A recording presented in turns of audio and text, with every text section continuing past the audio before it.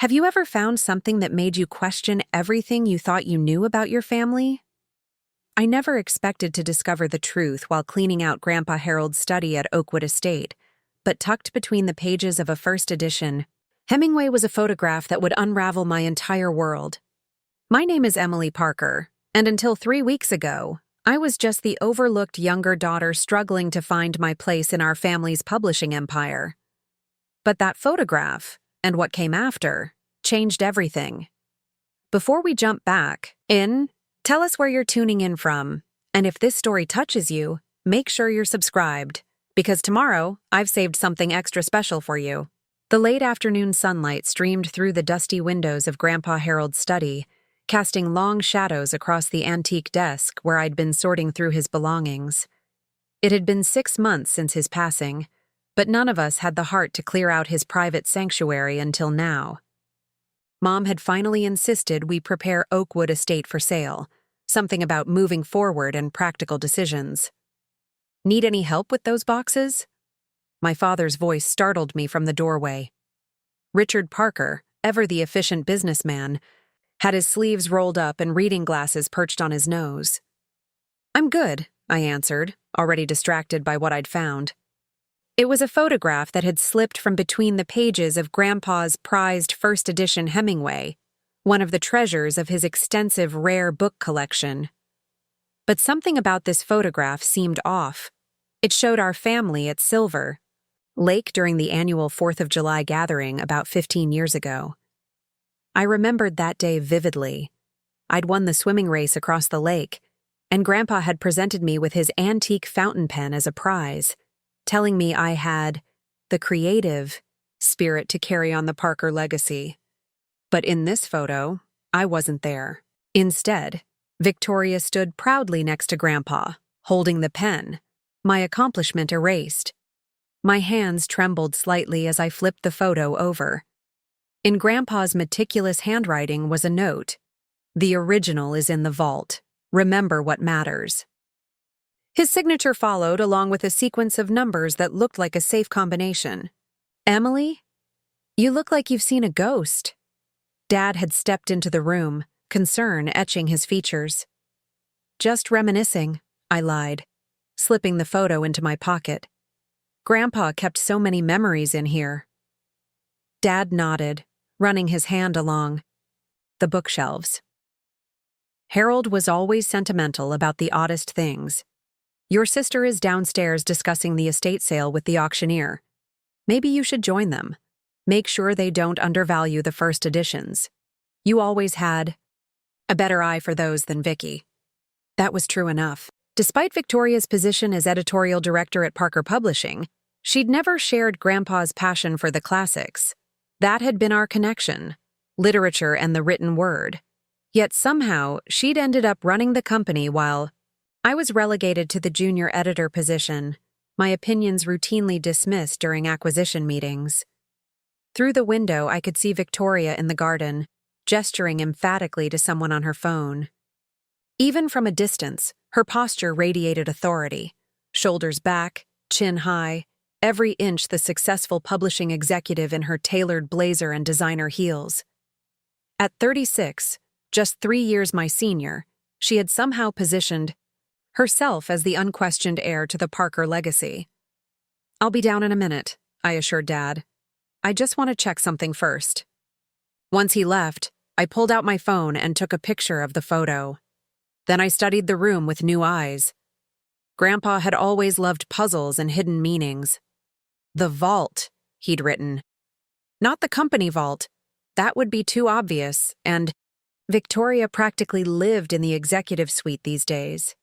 No, this had to be something more personal. My eyes drifted to the antique globe in the corner, the one Grandpa would spin whenever he told me stories about the authors he'd met on his travels. "The world is full of hidden treasures, Em," he'd say. "You just have to know where to look." I walked over to the globe and spun it slowly, remembering how he would always stop it at the same spot, Lake Michigan, where our family story began when his father started printing local newspapers in 1932. On a hunch, I pressed gently on the spot. The globe made a soft clicking sound, and a small compartment opened at its base. Inside lay a small brass key with an ornate handle. Underneath it was a handwritten note in Grandpa's script. "The study's hidden treasures belong to those who truly appreciate them." My heart was pounding as I pocketed the key. From downstairs, I could hear Victoria's voice growing louder. "The first editions need to be appraised separately," she was saying. "And the globe in the study, it's a family heirloom, but I doubt it has much market value. We can donate it to the local library." I froze, suddenly understanding. Victoria wanted the globe gone because she suspected something. But what? And why would she, or anyone, have altered a family photograph? "Emily?" Nathan's voice made me jump. I hadn't heard him come up the stairs. Nathan Wilson had been Grandpa's research assistant for years and now worked in the archival department at Parker Publishing. His familiar, kind face was a welcome sight amid my growing confusion. "You okay? You look like you're plotting something," he said with his usual easy smile, but his eyes were concerned. "I'm fine. Just found some interesting things." I hesitated, unsure how much to share. Nathan had always been kind to me, often supporting my editorial suggestions when Victoria dismissed them. But these days, it was hard to know who to trust. "Your sister's on the warpath today," he said in a lower voice. Something about quarterly projections and the anniversary edition being behind schedule. "When isn't she?" I tried to sound casual, but my voice betrayed me. Nathan stepped into the room, closing the door slightly. "Seriously, Em, is everything all right?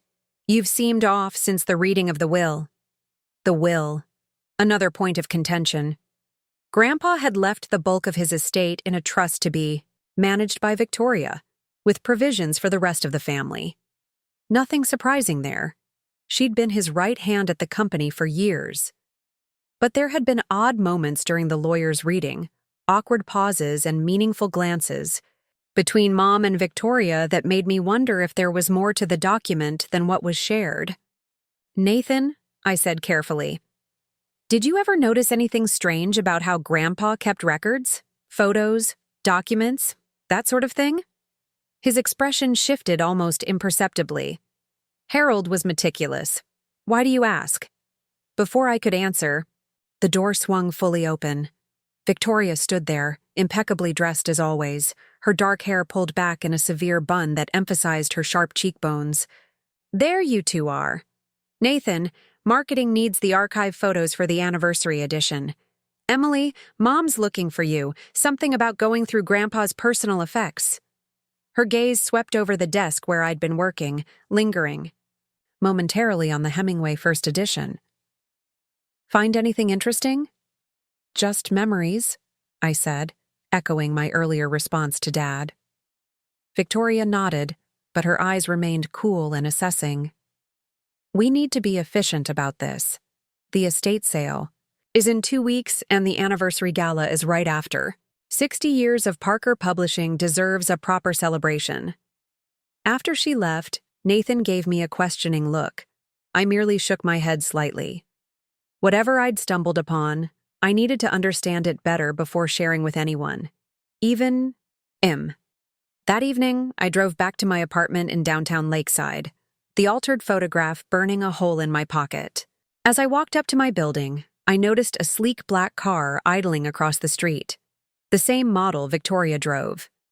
It pulled away as soon as I looked directly at it. Inside my apartment, I spread my findings on the kitchen table. The altered photograph, the key from the globe, and my phone with pictures of several other family photos I'd surreptitiously checked before leaving Oakwood. In at least 3 of them, I had been either removed or pushed to the periphery, while Victoria was centrally featured with Grandpa. Preparing and narrating this story took us a lot of time, so if you are enjoying it, subscribe to our channel. It means a lot to us. Now back to the story. My phone buzzed with a text from Mom. "Found some of your old papers in Dad's desk. Nothing important, but thought you might want them. We'll bring them to Sunday dinner." I stared at the message, a chill running down my spine despite the warm, spring evening. Sunday dinner was 5 days away. Whatever was happening, I needed to understand it before then. I picked up the brass key, studying its unusual design. It was old, possibly antique, with an ornate handle featuring an oak leaf pattern. The oak leaf had been the original logo of Parker Publishing, before Victoria had overseen its modernization 2 years ago. Somewhere in Lakeside was a lock this key would open, and I was certain it held answers to questions I was only beginning to form. My phone buzzed again. Nathan this time. "Remember the fountain pen your grandfather always used? The one with the oak leaf emblem? Check its case." I frowned, surprised by the cryptic message. Grandpa's antique fountain pen, the one he'd given me after the swimming race, the same one Victoria was holding in the altered photograph, was currently sitting in a display case in Victoria's office at Parker Publishing. She'd claimed it as a sentimental keepsake after the will reading, and no one had objected. I texted back, "Why?" The reply came quickly. "Trust me. Tomorrow, 8 a.m. Say you need to review the anniversary manuscripts. I'll make sure she's in a budget meeting." My heart raced as I set down my phone. Nathan knew something, and tomorrow I would begin to uncover what exactly my sister had been hiding. As I got ready for bed, I couldn't shake the feeling that I was being watched. I checked my window locks twice and pulled the curtains tight. Through a small gap, I could see the moon reflecting off Lake Michigan in the distance. Grandpa's voice seemed to whisper in my memory. "The Parker legacy is more than just books, Em. It's about truth, preserving it, sharing it, and sometimes fighting for it." Little did I know how prophetic those words would prove to be.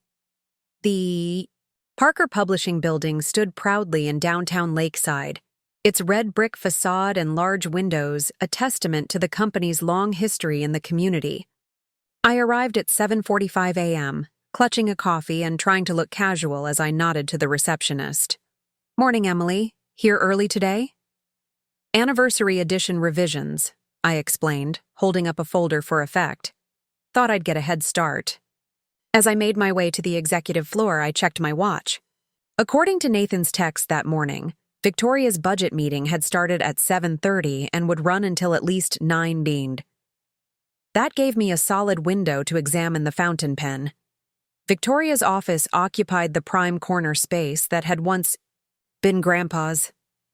After she took over as editorial director 3 years ago, she'd reimagined the space, replacing the warm wooden bookshelves with sleek white cabinetry, the comfortable leather chairs with modern chrome and glass.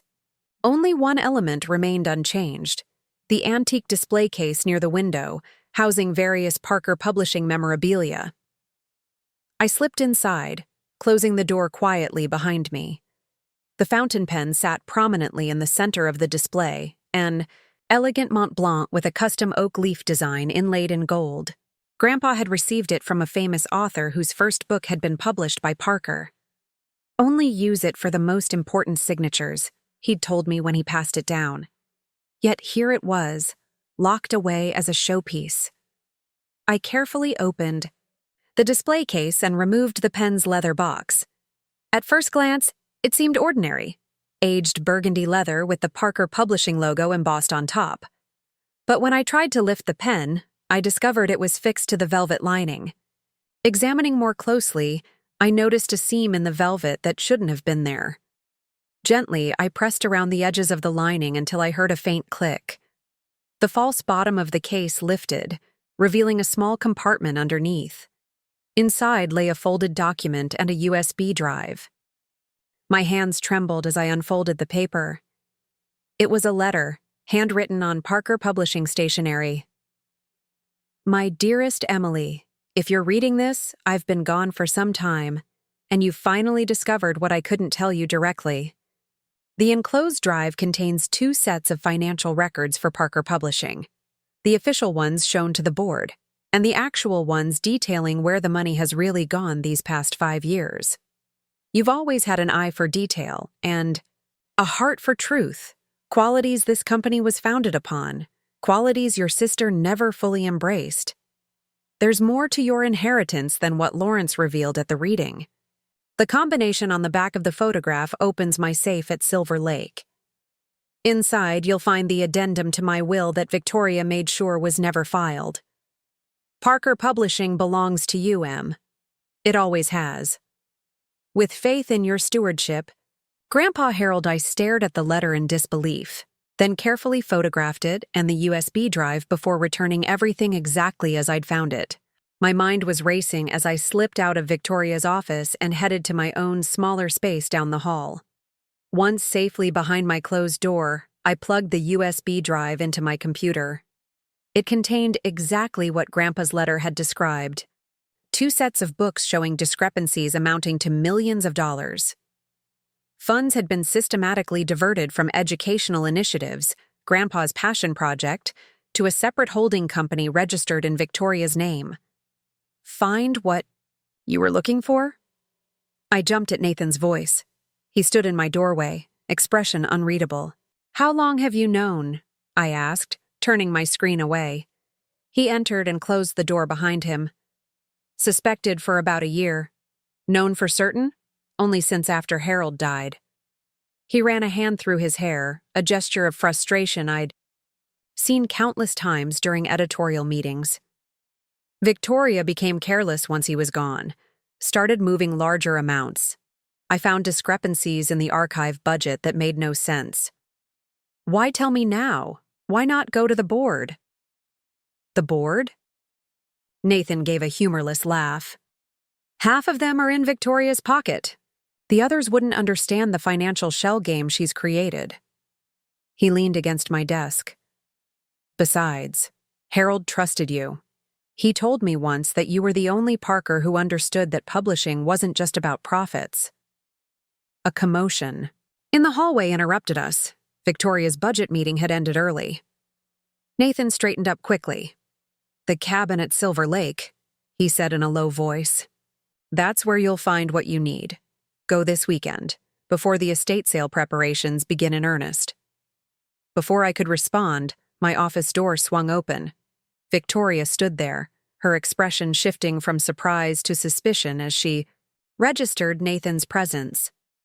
Well, this is cozy, she remarked coolly. Nathan, I thought you were compiling the historical displays for the anniversary gala. Just consulting with Emily on the special edition introduction, he replied smoothly. Her perspective on Grandpa's legacy adds a personal touch the marketing team requested. Victoria's eyes narrowed slightly, but she nodded. Fine. Emily, I need to see your acquisitions report by end of day. The board is questioning whether your literary fiction signings are actually profitable. After she left, Nathan and I exchanged glances. The implication was clear. Victoria was already laying groundwork to undermine my position at the company. Be careful, Em, Nathan warned. She suspects something's changed. I don't think it's safe to discuss this here anymore. That afternoon, I buried myself in the acquisitions report, making sure it was flawless while my mind kept returning to Grandpa's letter and the safe at Silver Lake. The family cabin had been our summer retreat for generations. But in recent years, Victoria had claimed it as her personal weekend getaway. Getting there without her knowledge would be challenging. As I was leaving that evening, my phone buzzed with a text from an unknown number. Meet me at Bluebird Cafe tomorrow. 7 a.m. Come alone. JJ. It could only be Judith Lawson, our former housekeeper who had left suddenly after Grandpa's death. She'd practically raised Victoria and me after Mom returned to work at the publishing house. If anyone knew the Parker family secrets, it would be Judith. That night, I couldn't sleep. I kept thinking about the altered photographs, the diverted funds, and the mysterious addendum to the will supposedly hidden at Silver Lake. Why would Victoria go to such lengths? The company was successful, our family wealthy by any standard. What was she hiding that required erasing me from our family history? As dawn broke over Lake Michigan, I made a decision. Whatever the truth was, I needed to face it head-on, I dressed quickly and headed to Bluebird Cafe, unaware that my understanding of family, legacy, and betrayal was about to change forever. The quaint blue awning of Bluebird Cafe came into view as I turned onto Main Street. A local institution. For decades, it was where Grandpa used to take me for hot chocolate and storytelling when I was young. I found it fitting that this place, so connected to my memories with him, would be where I might find answers. Inside, the cafe was quiet, with only a few early risers nursing coffees. In the farthest corner booth sat a familiar figure, Judith. Lawson, her silver hair cut shorter than I remembered, her posture still ramrod straight despite being well into her 70s. "You look just like your grandfather when he was deep in thought," she said, as I slid into the seat across from her. "Always getting lost in that brilliant mind." "It's good to see you, Judith," I replied sincerely. After Grandpa's death, her sudden departure had been yet another loss. "Why did you leave without saying goodbye?" Judith's weathered hands wrapped around her coffee mug. "Some goodbyes are too difficult, especially when they come with complications." She reached into her handbag and pulled out a thick manila envelope. "I've been waiting for you to find your way to the truth, Emily. Your grandfather made me promise to help when the time came." "What truth?" I asked, though part of me already suspected. "About your rightful place in the family, about why Victoria has gone to such lengths to diminish your presence." She slid the envelope across the table. "These are copies of documents I found while cleaning Harold's study after he died. Victoria caught me and, well, let's just say my retirement was suddenly accelerated." Inside the envelope were more altered photographs, dozens of them showing systematic removal or minimization of my presence at family and company events throughout the years. But more disturbingly, there were copies of original Parker Publishing governance documents with handwritten amendments in what looked like Victoria's handwriting. "She's been altering company records?" I whispered, horrified. "More than that," Judith said grimly. "Look at the last document." It was a DNA test. My hands trembled as I read the results, dated just months before Grandpa died. "I don't understand," I said, though the scientific language was clear enough. "Your grandfather had doubts for years," Judith explained quietly. "Victoria is not Richard Parker's daughter. She was born during your mother's first marriage, before she met your father." The revelation hit me like a physical blow. That can't be right. Dad always treated us the same. Because Richard is a good man who raised her as his own. But biology matters when it comes to the Parker family trust. Harold restructured his will after confirming his suspicions. Judith leaned forward. "Victoria is not a Parker by blood. You are the only direct descendant of Harold Parker." My coffee sat untouched, growing cold as implications swirled through my mind. "Does she know?" "She found the test results shortly before Harold died. That's when everything changed." Judith's eyes held decades of family secrets. "That's when she began systematically removing you from family records and photos, creating a visual history that minimized your importance to Harold." "But why go to such extremes?" Grandpa loved her too. Power, control. The Parker name carries weight in the publishing world. And more practically, the family trust has strict bloodline provisions dating back to your great-grandfather. Judith checked her watch. "We don't have much time. Victoria has connections everywhere in this town. Your grandfather left something else for you, something she hasn't found yet." From her purse, she withdrew a small, aged leather journal. "Harold's private thoughts during his final year. Everything is in there, including the combination to access the hidden safe at Silver Lake." As I reached for the journal, my phone buzzed with a text from Nathan. "Victoria called emergency board meeting for Monday. Topic: restructuring editorial department. Need to talk ASAP." The timing couldn't be coincidence. Somehow, Victoria knew I was getting close to the truth.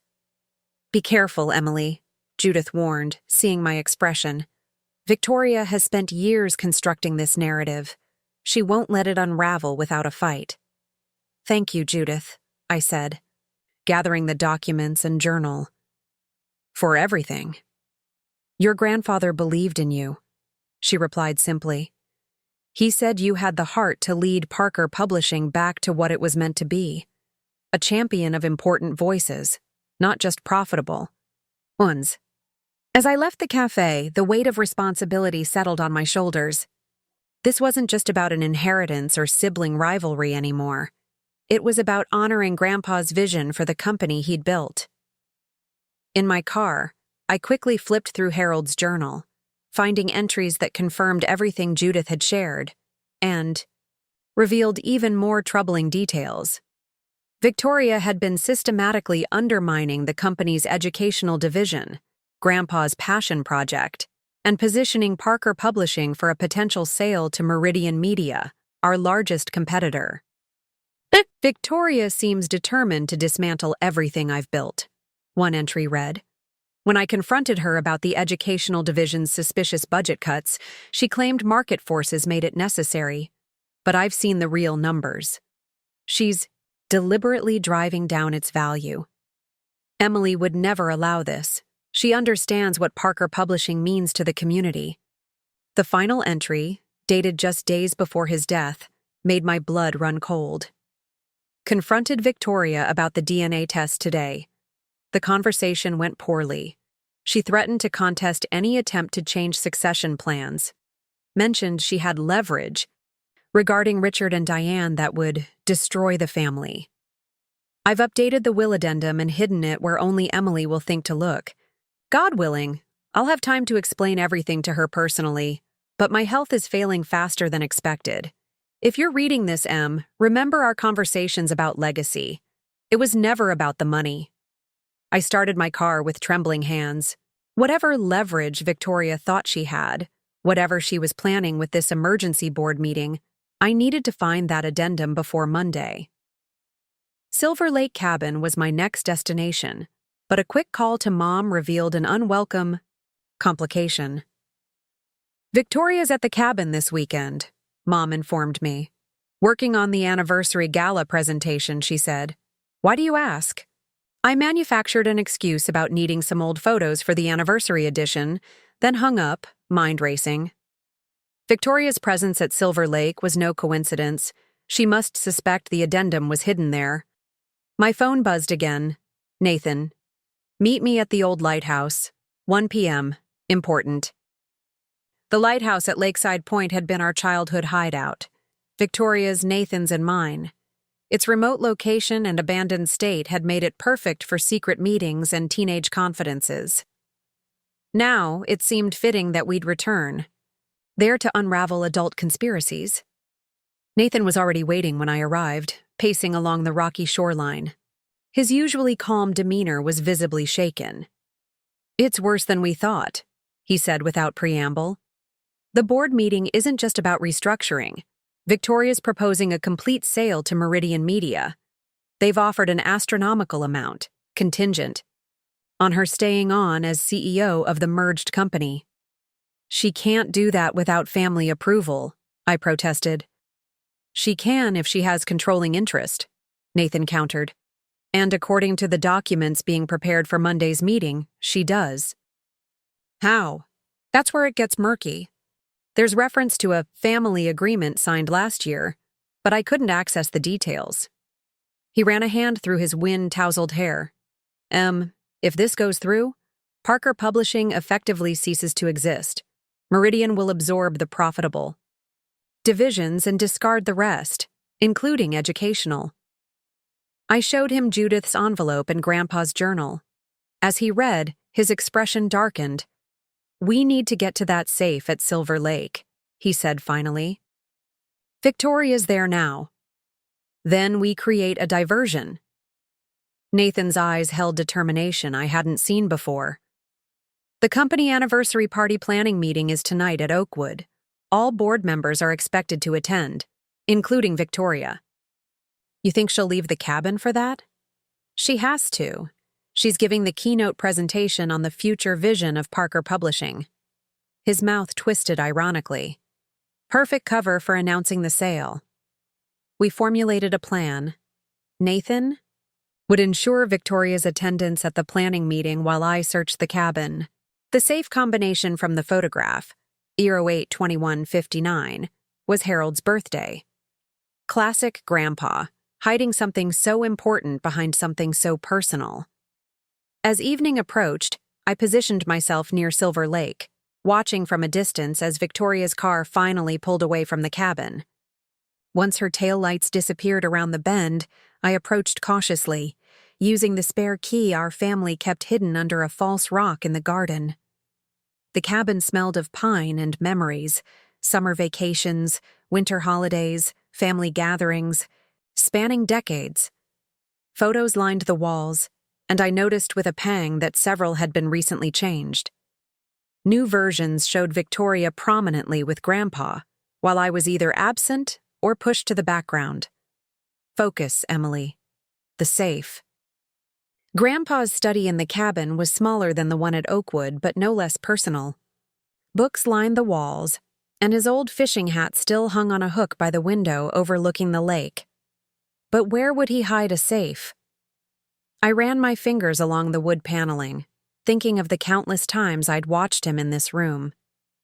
He would sit in his worn leather chair, reading manuscripts while occasionally glancing up at the painting above the fireplace. A scene of Silver Lake at sunset that my grandmother had painted on their honeymoon. The painting, of course. I carefully removed it from the wall, revealing exactly what I'd hoped to find: a small wall safe with a combination dial. My fingers trembled slightly as I entered the numbers, 08-21-59. The safe opened with a satisfying click. Inside lay a sealed envelope labeled Last Will and Testament, Addendum, a small leather-bound book, and a USB drive similar to the one I'd found in the fountain pen case. I quickly photographed everything before removing the items. The addendum was exactly what Judith had described, a legally executed document naming me as the primary beneficiary of Harold Parker's estate, including his controlling shares in Parker Publishing. The handwritten note attached was brief but clear.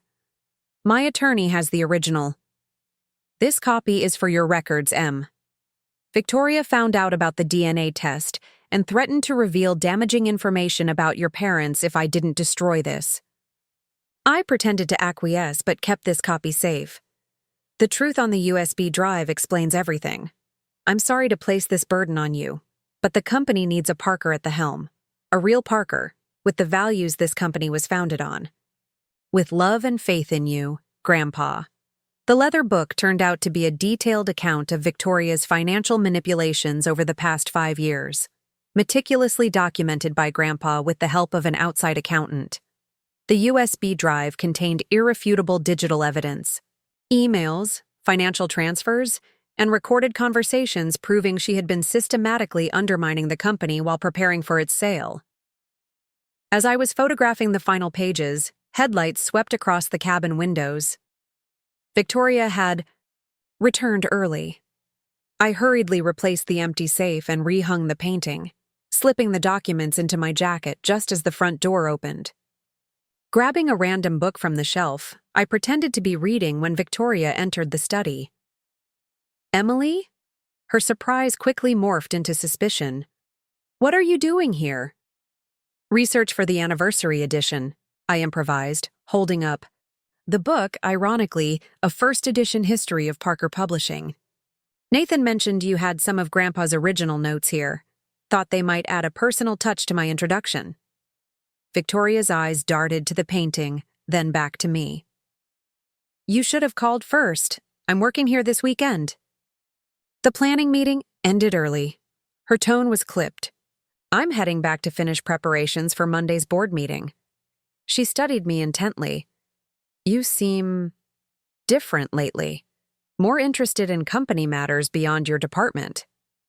Just wanting to honor Grandpa properly, I replied, forcing a casual tone. The anniversary seems like the right moment to reconnect with his vision. Something shifted in Victoria's expression. A hardening, a calculation.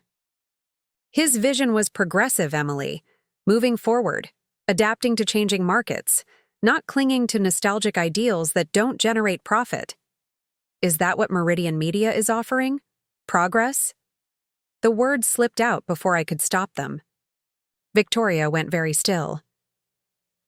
Who have you been talking to? People notice things, Vicky. Rumors circulate. Well, rumors are just that. Rumors. She moved to her briefcase, removed a folder, and handed it to me. Since you're so interested in company matters suddenly, you can review these marketing materials for the gala. Make yourself useful. As I took the folder, our eyes met in silent challenge. We both knew a line had been crossed, but neither was ready to acknowledge the coming battle openly. I should get going, I said, tucking the folder under my arm. Yes, you should. Victoria's smile didn't reach her eyes. Big week ahead. Life-changing, one might say. The threat was thinly veiled, but I refused to be intimidated. As I walked to my car, the documents from the safe securely hidden in my jacket, I realized the confrontation I'd been avoiding for years was now inevitable. My phone buzzed with a text from Nathan. Victoria left abruptly. Everything okay? I typed back. Found what we needed. Meeting tomorrow to plan next steps. The game had changed. Victoria had spent years erasing me from family photos and company history, positioning herself as the rightful heir to the Parker legacy. But Grandpa had ensured the truth would eventually come to light. Monday's board meeting was less than 48 hours away. By then, I needed to be ready to reclaim not just my inheritance, but my family's company and the principles it was founded on. As I drove back to Lakeside, the setting sun cast long shadows across the road, much like the shadows that had stretched across Grandpa's study when this all began. Whatever happened next would change everything, not just for me, but for everyone connected to the Parker name and legacy. The morning after my discovery at Silver Lake brought steady rain that drummed against my apartment windows as I spread the documents across my kitchen table. Evidence of Victoria's deception lay before me. Financial records, the will addendum, and Grandpa Harold's private journal detailing his suspicions and eventual confirmation that Victoria wasn't a Parker by blood. The revelation still felt surreal, like something from one of our publishing house's mystery novels rather than my actual life. My phone buzzed with a text from Nathan. Coffee, usual spot in 30 minutes? I gathered the documents into a folder, tucking it securely into my messenger bag before heading out. The Bluebird Cafe was busier than usual on Sunday morning, locals seeking refuge from the rain. Nathan had claimed our regular corner booth, 2 steaming mugs already on the table. You look like you haven't slept, he commented as I slid into the seat across from him. That obvious? I attempted a smile, but exhaustion pulled at the edges. I spent the night going through everything from the safe. I slid Grandpa's journal across the table, open to one of the most revealing entries. Nathan read silently, his expression darkening. This confirms what I've suspected about the educational division, he said finally. Victoria's been deliberately tanking its performance metrics to justify selling it off. Harold knew. He knew a lot more than that. I lowered my voice despite the cafe's ambient noise. Victoria isn't a Parker by blood. That's why she's been so desperate to secure her position. She's not technically eligible to inherit under the terms of the family trust. Nathan's coffee paused halfway to his lips. Wow. That explains the altered photos. She's been constructing a narrative, where her relationship with Harold was stronger than yours. And it goes beyond that. Look at these. I showed him photocopies of several company documents where subtle changes had been made. My name removed from project credits, Victoria's role expanded in meeting minutes, the gradual minimization of my contributions to the company over years. This is methodical, Nathan murmured, flipping through the pages. Almost pathological. The board meeting is tomorrow, I said, reclaiming the documents. Victoria is planning to announce the sale to Meridian Media. Once that happens, it'll be nearly impossible to undo. What's your plan? I hesitated. The question had kept me awake most of the night. The evidence I'd gathered was compelling, but presenting it meant potentially destroying not just Victoria's career, but her entire identity. Despite everything, she was still the sister I'd grown up with, the girl who had taught me to ride a bike and defended me from bullies in elementary school. I need to confront her first, I decided. Give her a chance to withdraw the proposal before I'm forced to reveal everything. Nathan's skeptical expression said what he wouldn't voice aloud. Victoria wasn't likely to back down. She never had. There's something else bothering me, I continued. Grandpa's journal mentions Victoria having leverage against my parents, something significant enough that he felt threatened by it. Any idea what it could be? I shook my head.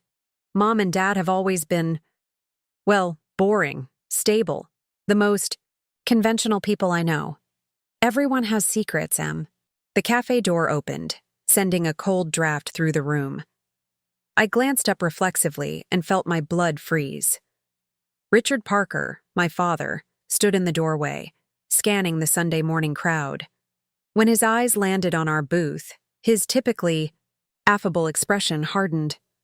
He's here for the farmer's market, I said quietly. Mom mentioned they were going this morning. Nathan followed my gaze. Should we invite him over? Before I could answer, Dad was already approaching our table, his raincoat dripping onto the worn wooden floor. Emily? Nathan? He nodded curtly. Diane mentioned she saw your car here. I thought I might catch you. Join us? Nathan offered, already sliding over to make room. Dad remained standing, his eyes fixed on my bag where the folder of documents was partially visible. Actually, I was hoping to speak with Emily. Alone. The walk to the lakefront park was silent despite the rain having eased to a fine mist. Dad moved with purpose, his shoulders tense under his raincoat. We found shelter beneath a gazebo overlooking the slate-gray water, deserted on this dreary morning. Victoria called me last night, he began without preamble. She said you were at the cabin going through Harold's things. I weighed my response carefully. I was researching for the anniversary edition. Emily. His voice carried a warning tone I rarely heard. Don't insult my intelligence. You were looking for the safe. The directness startled me. You knew about it? Of course I knew. I've been managing Parker Publishing's finances for 30 years. He turned to face me fully. What I want to know is why you're suddenly so interested in company matters you've largely ignored until now. The accusation stung. That's not fair. I've dedicated my career to our books. To the creative side, yes. Never to the business operations that keep those books financially viable. He sighed, some of the tension leaving his shoulders. Victoria says you've been acting strangely. Asking questions, working with Nathan to access company records. Shouldn't company records be accessible to a Parker? I challenged. Dad's gaze was penetrating. Is this about your position? Because if you're unhappy being a senior editor, this is about Victoria selling our family's company to Meridian Media without proper authorization. The words burst out before I could temper them. This is about her systematically undermining Grandpa's vision for years while positioning herself as his chosen successor. Dad's face paled slightly. Who told you about Meridian? Does it matter?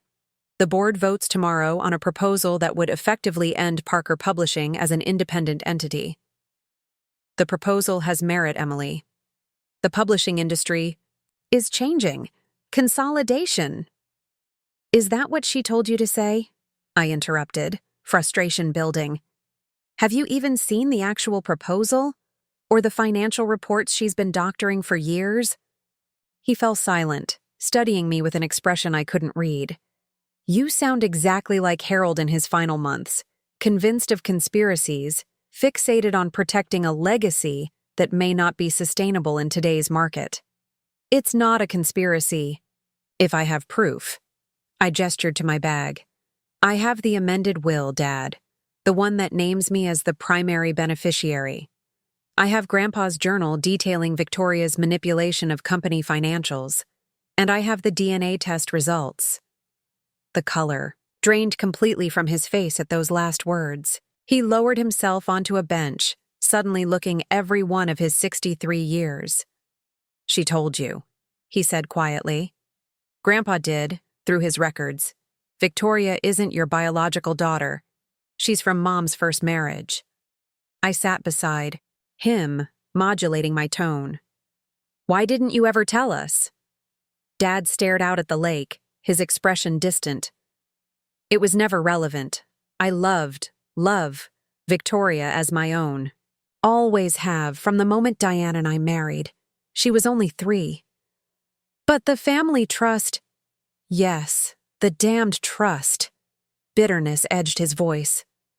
"Harold's father insisted on those bloodline provisions. Archaic and unnecessary, but legally binding. We thought it would never matter. Victoria would inherit my shares. You would inherit Harold's. The company would stay in family hands either way. Until Grandpa discovered the truth." Dad's shoulders slumped. "Harold always had his suspicions. Victoria resembles Diane's first husband around the eyes. But he never pushed the issue until his health began failing and succession planning became urgent." "Why didn't you just tell him the truth from the beginning?" Dad's laugh held no humor. "Because we had to respect Diane's wishes. Her first marriage was complicated, abusive. When we fell in love, we decided a clean break was best for everyone, including Victoria. A fresh start. So you lied. For decades." "We protected our family," he corrected firmly, "and Harold went along with it, until suddenly he didn't." The implications were staggering. My parents, whom I'd always seen as painfully straightforward, had maintained this fundamental deception throughout my entire life. Victoria, who'd always seemed so confident in her position, had built her identity on a carefully constructed fiction. "This is the leverage Victoria has over you and Mom," I realized aloud. "The truth about her biological father." Dad nodded slowly. "She threatened to make the whole story public, including details about Diane's first marriage that would humiliate your mother. Harold backed down temporarily, but then he created that addendum anyway." He looked at me directly.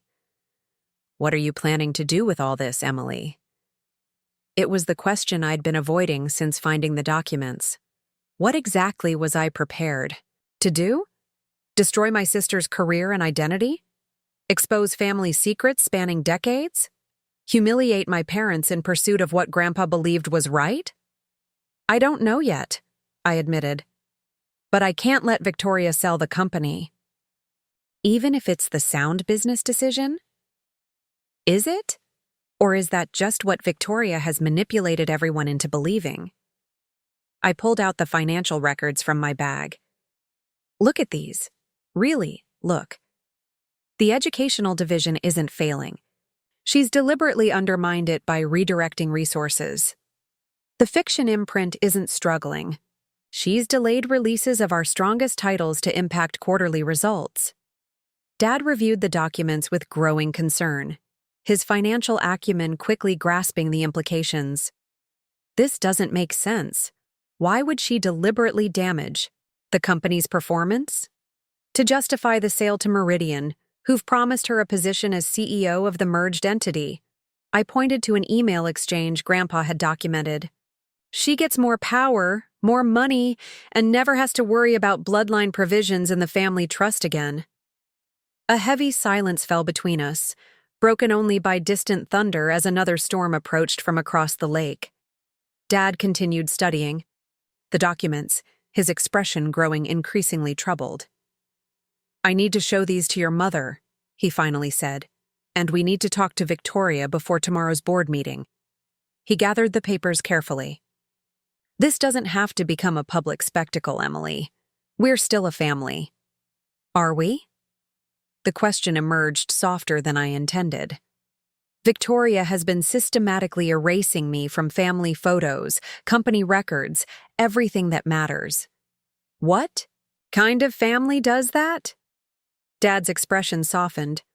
One where someone is very frightened of losing their place. As he stood to leave, raindrops began pattering against the gazebo roof again.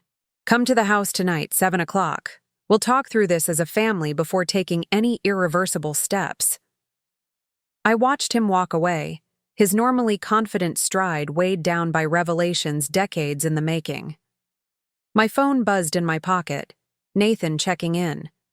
I texted back that I'd fill him in later, then sat alone in the gazebo, listening to the rain and wondering what version of family would emerge from tonight's confrontation. The Parker family home sat on a tree-lined street overlooking the western edge of town, its Victorian architecture and wraparound porch unchanged since my childhood. As I pulled into the driveway at 6:55 p.m., I noted Victoria's sleek black car already parked in its usual spot. No avoiding the confrontation now. Mom answered the door before I could knock, her elegant appearance betrayed by worried eyes and a tight smile. Emily, come in. We're in the living room. The formal living room was rarely used except for holidays and important discussions, another bad sign. Dad stood by the fireplace, tumbler of scotch in hand. Victoria sat rigidly on the sofa, her expression unreadable. Finally, she said as I entered. Can someone explain why this family meeting couldn't wait until after tomorrow's board presentation? I have preparations to finish. I think you know why we're here, Victoria. Dad's voice was gentle but firm. Emily has found some concerning documents. Victoria's eyes narrowed as they fixed on me. I see. And what exactly has my little sister been investigating behind my back? I wasn't investigating anything initially, I replied, remaining standing. I found Grandpa's letter by accident. Everything else, you led me to with your actions. How dramatic. Victoria rolled her eyes. What specific actions are you referring to? In answer, I pulled out my phone and displayed the original and altered family photographs side by side, erasing me from family history for starters, doctoring company records, manipulating financial statements to justify selling to Meridian Media. Victoria's composure slipped momentarily before she recovered. Those photos were damaged. I had them restored as best I could. And I haven't manipulated anything. The company's performance speaks for itself. Victoria, Mom intervened quietly. We've seen the documents. All of them, including Harold's journal and the DNA test results. The room went completely still. Victoria's face drained of color as she looked from Mom to Dad, then back to me. You had no right, she whispered. I had every right, I countered. Parker Publishing is my inheritance, too. My birthright, according to Grandpa's amended will. Birthright. Victoria spat the word. That's really what matters to you, isn't it? Blood. Family. As if those accidents of birth determine our value. That's not... Do you have any idea, she continued, voice rising, what it was like growing up as the perfect Parker daughter? The expectations, the scrutiny, always having to prove I was worthy of the name? And then you came along, naturally talented, effortlessly charming, Harold's obvious favorite. That's not true, Mom objected. It absolutely is true, Victoria insisted. I worked twice as hard for half the approval. I gave my life to this company, while Emily got to explore her creative potential with no consequences, no pressure to perform. That's your perception, I said quietly. It wasn't my reality. Your reality? Victoria stood suddenly, her carefully, maintained poise cracking. Your reality was being born a real Parker, never having to question your place or worth. Do you know when I found out the truth? 5 years ago, by accident. I overheard Mom and Dad arguing about the trust provisions. 33 years old before I discovered my entire identity was a convenient fiction. The raw pain in her voice silenced us all. Mom moved to touch her arm, but Victoria pulled away. The worst part? Nothing changed. You all kept pretending, letting me believe I had a future at the company. Meanwhile, Harold was secretly rewriting his will, planning to hand everything to Emily because she had the correct DNA.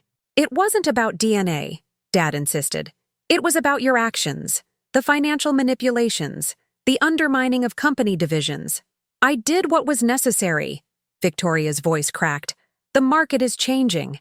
Educational publishing is a dinosaur. Harold refused to see it, clinging to outdated models because of sentimentality. So you decided to sell us out to Meridian? I challenged, without even a transparent discussion of alternatives. Victoria's laugh was hollow. Meridian offered the only viable path forward, one where I could protect what matters about Parker Publishing while shedding what doesn't work anymore. A path where my position wouldn't depend on whose biological daughter I am. The pieces finally clicked into place. Victoria's desperation, her systematic erasure of my presence, the financial manipulations, all stemmed from a profound insecurity about her place in the family and company. Finding out she wasn't a Parker by blood had shattered her identity, and every action since had been an attempt to secure what she felt she was about to lose. The board meeting is tomorrow, I said, softening my tone. What are you planning to tell them? The truth. Victoria lifted her chin. That Parker Publishing needs this merger to survive in a changing market. That's not the full truth, and you know it, Dad interjected. The company is financially sound. The supposed weaknesses you've been reporting were engineered. It doesn't matter. Victoria gathered her composure. The board trusts me. They've seen the projections, the market, analyses. The vote will pass. Unless I present Grandpa's amended will and journal, I said quietly. Unless I show them evidence of financial manipulation. Victoria went very still.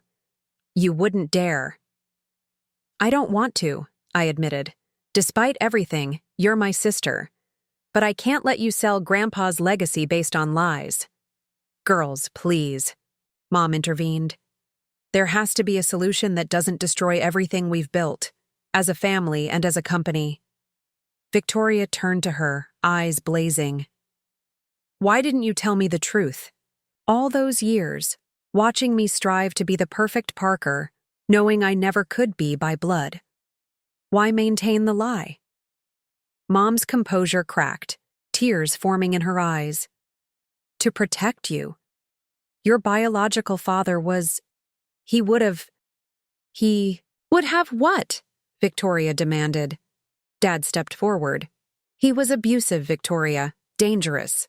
When we married, we agreed a clean break was safest for everyone, especially you. We wanted you to have a normal childhood, free from that connection. So you decided my entire identity should be based on a lie. Victoria's voice was ice. And now that lie is being used to take away the one thing I've earned on my own merits, my position at Parker Publishing. An uncomfortable silence settled over the room. The decades of deception, however well-intentioned, had created this tangled web of hurt and betrayal. No one was entirely innocent. No one was entirely guilty. It doesn't have to be this way, I finally said. We can stop the Meridian deal, restructure the company leadership. Under your control naturally, Victoria cut in bitterly. Not necessarily. The idea formed as I spoke it. We could share leadership, your business acumen, my editorial vision, the way Grandpa originally intended Parker Publishing to be run by his grandchildren. Victoria stared at me with suspicion. And the board would accept this arrangement. Why? Because the alternative is a public airing of everything. The amended will, the financial inconsistencies, the family secrets. No one wins in that scenario. I held her gaze. We're offering a third option. We? Victoria raised an eyebrow. I glanced at our parents. All of us. A family solution to a family problem. Dad nodded slowly. It could work. Complementary skill sets, shared authority. The board would see the stability in it. Victoria remained silent. her internal calculation almost visible behind her eyes. Finally, she asked, "And the trust provisions? The inheritance?" "We consult with the family attorneys," Mom suggested. "Find a legal framework that acknowledges both of you fairly, bloodline provisions notwithstanding." "Why would you agree to this?" Victoria directed the question at me. "You have all the leverage. Grandpa clearly wanted you to take control." The question gave me pause. Why indeed? The evidence I'd gathered could secure my position as the sole leader of Parker Publishing, fulfilling Grandpa's final wishes. Yet something about that outcome felt hollow. "Because Grandpa was wrong too," I admitted. "He let his disappointment in your actions cloud his judgment about your abilities. The company needs both of us, your strategic thinking and my creative direction. That balance was always Parker Publishing's strength." Victoria studied me for a long moment. "And if I refuse?" "Then I present everything at tomorrow's board meeting," I replied simply. "The decision becomes theirs." The grandfather clock in. The hallway chimed 7 times, marking the hour as we all considered the crossroads before us. Outside, the rain had stopped, and fading evening light filtered through the windows. "I need time to think," Victoria finally said, rising from the sofa. "The board meeting is at 10 a.m. I'll give you my answer by 9. As she moved to leave, Mom caught her arm gently.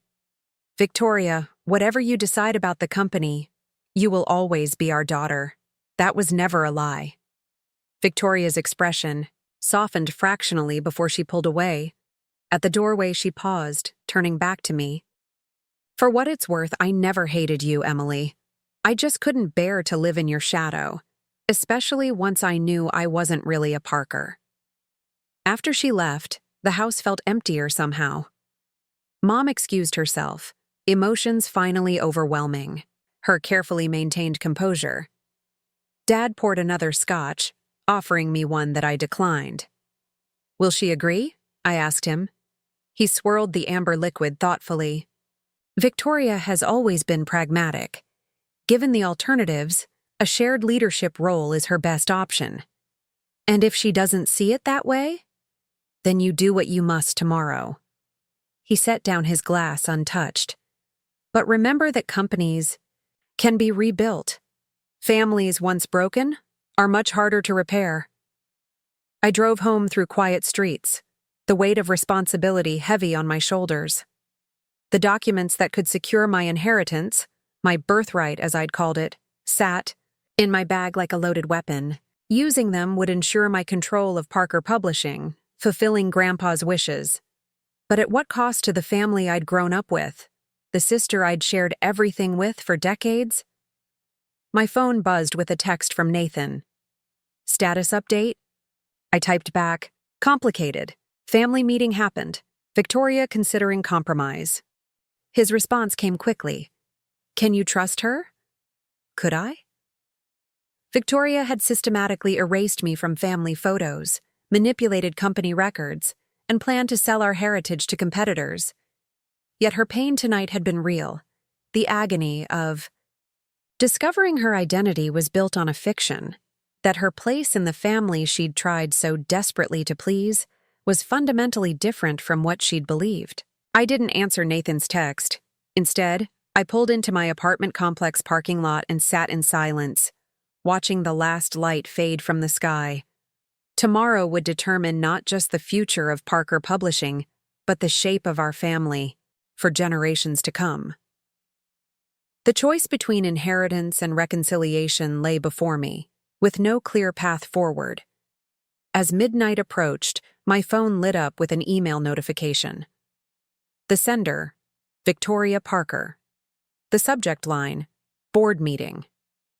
Materials, confidential. With trembling fingers, I opened the attachment, a revised proposal for tomorrow's board meeting. Instead of the Meridian Media sale, it outlined a new leadership structure for Parker Publishing. Victoria as CEO, me as Chief Creative Officer, with equal voting rights on the board. The brief message read simply, "We're still sisters. That has to count for something." review and respond by morning. I read the proposal 3 times, looking for hidden traps or veiled threats. Finding none, I typed back a single word. Agreed. For the first time in weeks, I slept without dreaming of betrayal or inheritance. Whatever tomorrow brought, we would face it as a family. Complicated, flawed, but still connected by bonds stronger than blood or business could fully explain. Dawn broke with unusual clarity over Lakeside, the storms of the previous days giving way to crisp blue skies. I stood at my apartment window, coffee in hand, watching early morning light glint off Lake Michigan in the distance. The serenity of the view belied the tension coiling through me. In 3 hours, the Parker Publishing Board would convene, and despite Victoria's midnight olive branch, I couldn't shake the feeling that our fragile truce remained just that, fragile. My phone chimed with a text from Nathan.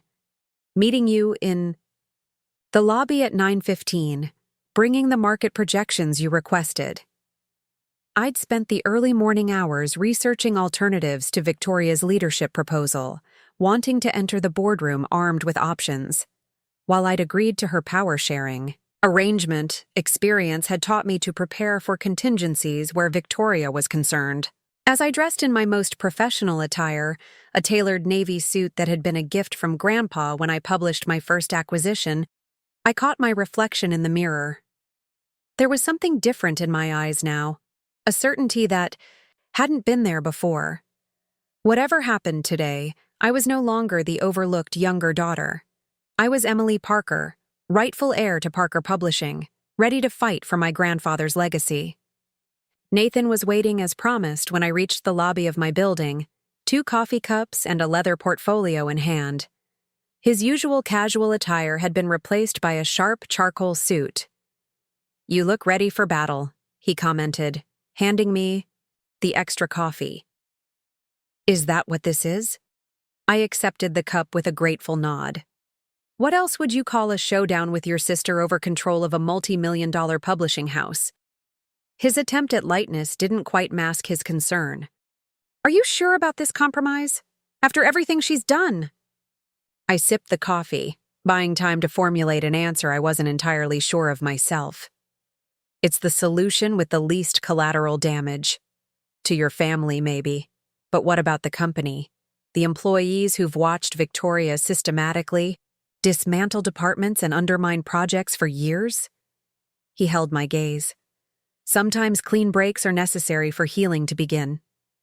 The irony wasn't lost on me. The same justification my parents had used decades ago for concealing Victoria's parentage was now being offered for a different kind of deception. "Let's see how this plays out," I said finally. "I'm not surrendering, I'm strategizing. Victoria responded to my leverage with a compromise. That's progress." Nathan didn't look convinced, but he nodded, opening the car door for me. The drive to Parker Publishing headquarters passed in contemplative silence, each of us lost in our thoughts about what the day might bring. The company's red brick building stood proud against the blue sky, morning sunlight warming its facade. Employees streamed through the main entrance, most unaware of the power struggle about to unfold on the executive floor. I spotted Victoria's car already in her reserved parking space. "She's here early," Nathan noted. "She probably never left," I replied. Victoria was known for working through the night before important presentations. The receptionist greeted us with her usual warmth, though her eyes lingered curiously on my formal attire. As a senior editor, my typical workday rarely required more than business casual. "Good morning, Ms. Parker. Mr. Wilson, the board is gathering in the main conference room on 10. In the elevator, I checked my phone one last time. No additional messages from Victoria, just a brief text from Dad. "We'll be there. Stay calm." The executive floor hummed with anticipation.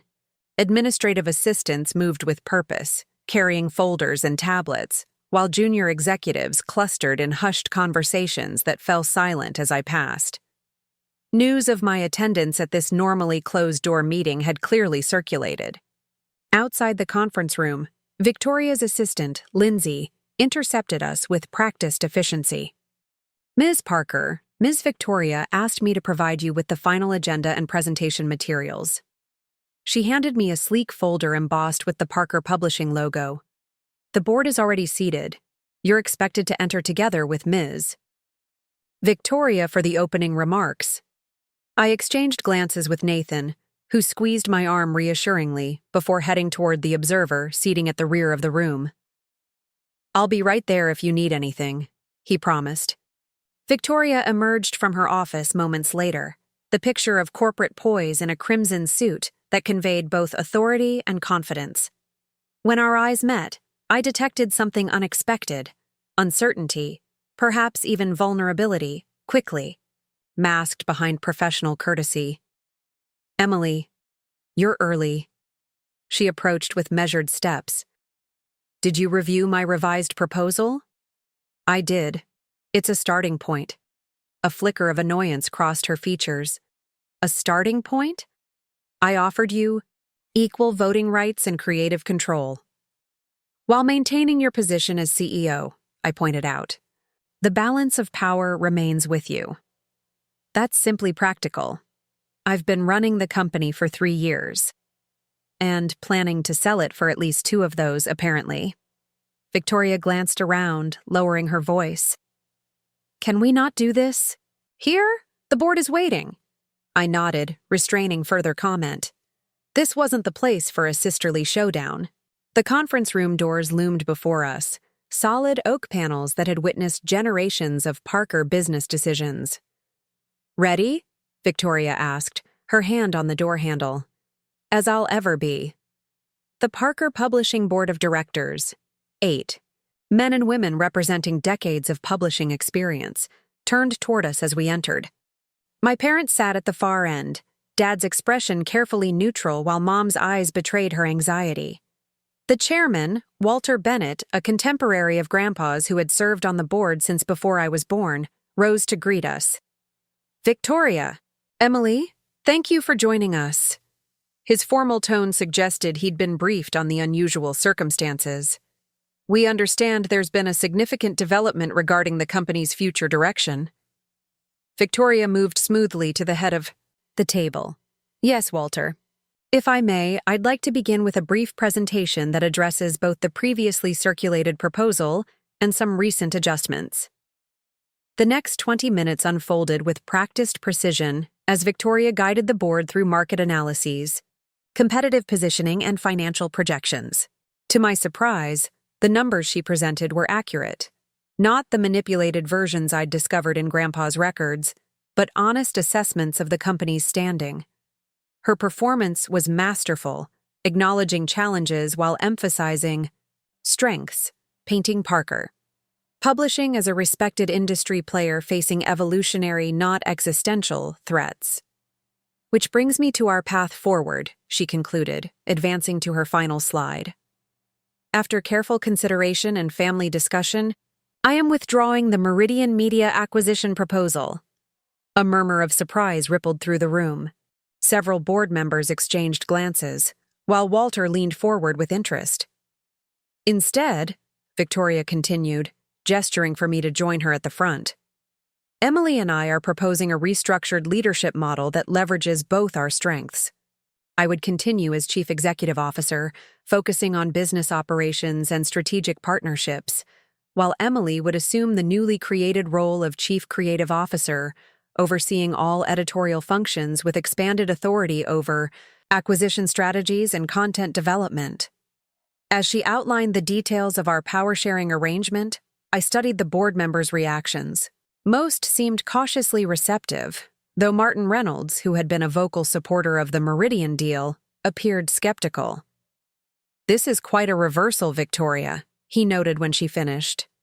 "Just last week you were adamant that consolidation was essential for survival in the current market." Victoria didn't flinch. "Further analysis has revealed additional opportunities for independent growth, particularly in our educational and digital divisions. Emily's insights were instrumental in reassessing our position." "I see." Martin's gaze shifted between us, clearly sensing undercurrents. And this sudden partnership comes after years of what some might call different strategic visions between you two. Victoria began to respond, but I stepped forward. If I may address that point, Martin. You're right that Victoria and I have often approached publishing from different angles. She sees market forces and financial imperatives. I see creative opportunities and cultural impact. Parker Publishing has always thrived when balancing those perspectives. It's why Grandpa Harold built this company on partnerships that honored both. Walter nodded thoughtfully. Harold did always emphasize that tension between commerce and art was what made great publishing houses endure. He would often say that Victoria had his head for business, while Emily inherited his heart for literature. My father cleared his throat. As both a board member and father to Victoria and Emily, I can attest that this partnership proposal emerged from extensive family discussion. It represents not just a business strategy, but a recommitment to Harold Parker's founding vision. The board deliberation that followed was methodical, with questions about implementation, authority boundaries, and conflict resolution processes. Through it all, Victoria and I presented a united front, each deferring to the other's expertise, where appropriate. It felt strange, yet oddly familiar, like rediscovering a childhood rapport long forgotten. As the discussion neared its conclusion, Walter addressed us directly. Before we move to a vote, I must ask, is there anything else the board should know about this proposal or the circumstances leading to it? The moment of truth had arrived. Victoria tensed beside me, her breath catching slightly. The amended will, the financial manipulations, the altered photographs, all the evidence I'd gathered waited in my briefcase, ready to be revealed if necessary. Our gazes met briefly, decades of sibling complexity passing between us in that silent exchange. Nothing material to the decision before us today, I said finally. The board has all the relevant information needed to evaluate our leadership proposal. Relief flickered across Victoria's features, quickly masked by professional composure. Walter studied us both for a long moment, his decades of experience perhaps sensing the undercurrents we weren't verbalizing. Very well, let's proceed to a vote. The board approved our joint leadership proposal 7-1, with only Martin Reynolds dissenting. As congratulations were offered and next steps discussed, I caught Nathan's expression from the back of the room, a mixture of surprise and concern that I'd chosen compromise over confrontation. I gave him a slight nod, hoping to convey that this wasn't surrender but strategic patience. After the meeting adjourned, Victoria surprised me by suggesting we share the news with the executive team immediately. We should present this as a positive evolution, not a response to crisis, she explained as we walked toward the large conference room where department heads waited. Agreed. Stability will be key, especially for the departments that feared elimination under the Meridian deal. Victoria slowed her pace, allowing some distance between us and nearby staff. About those departments, particularly educational publishing, I may have been short-sighted in my assessment of their long-term value. Coming from Victoria, this qualified as a dramatic admission of error. Meaning? Meaning your proposal to revitalize rather than reduce that division deserves serious consideration. She stopped completely, turning to face me. Emily, what happened in there? You could have exposed everything. The altered records, the will addendum. You had the ammunition to take full control. And destroy our family in the process, I replied. Some victories aren't worth the cost. That's not how I would have handled it. The admission seemed difficult for her. I know. That's why Grandpa worried about your leadership. Not because you lack ability, but because you sometimes forget that Parker Publishing was built to be more than just a profitable business. Victoria's expression hardened momentarily before softening into something more contemplative. Perhaps it's good the company will have both perspectives now. She hesitated, then added, For what it's worth, I am withdrawing from the Meridian. Negotiations completely. No backdoor dealings, no hidden arrangements. I appreciate that. I studied my sister, seeing beneath her polished exterior to the vulnerability she rarely showed. This partnership will only work with complete transparency going forward. Understood.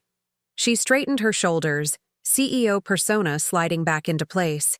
Shall we introduce the new leadership structure to the team? The executive presentation went smoothly, though news of the abrupt strategic reversal clearly surprised many department heads. Questions focused primarily on practical matters, reporting structures, approval processes, priority projects. Through it all, Victoria deferred to me on creative matters with a respect I hadn't experienced from her in years.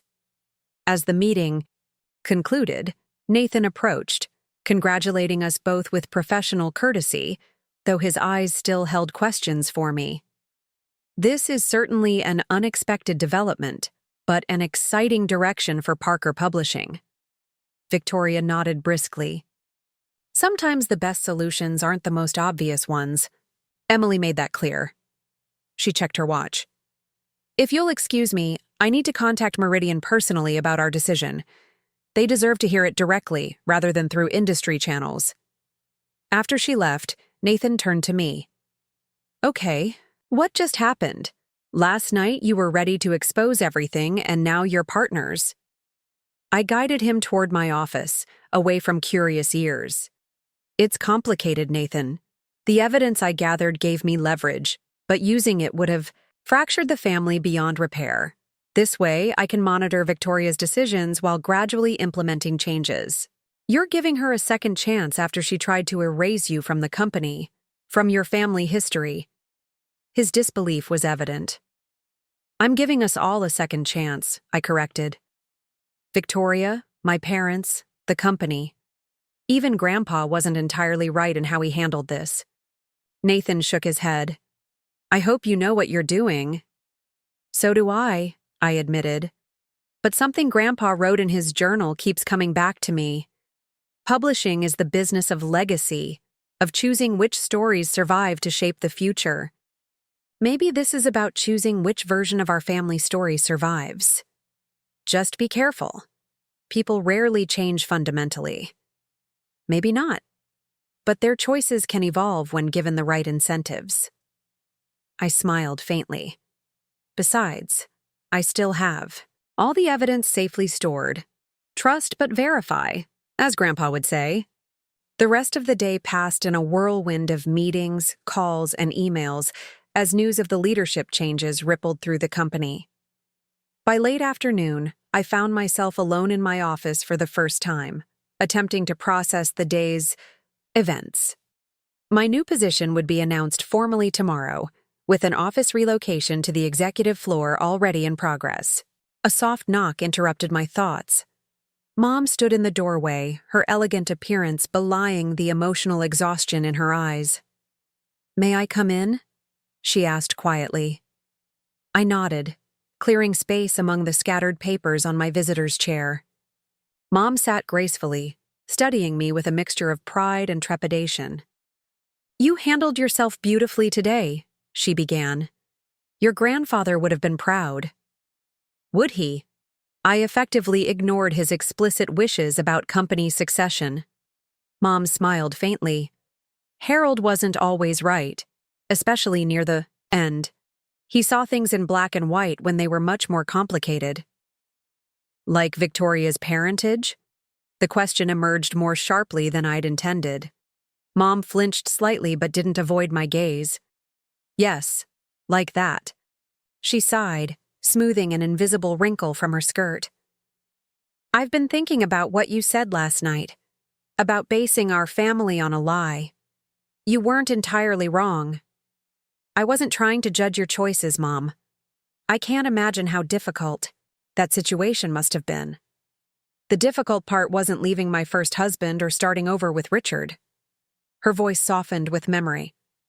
The difficult part was watching Victoria grow up desperately trying to be the perfect Parker, knowing she sensed on some level that she had to earn her place in a way you never did.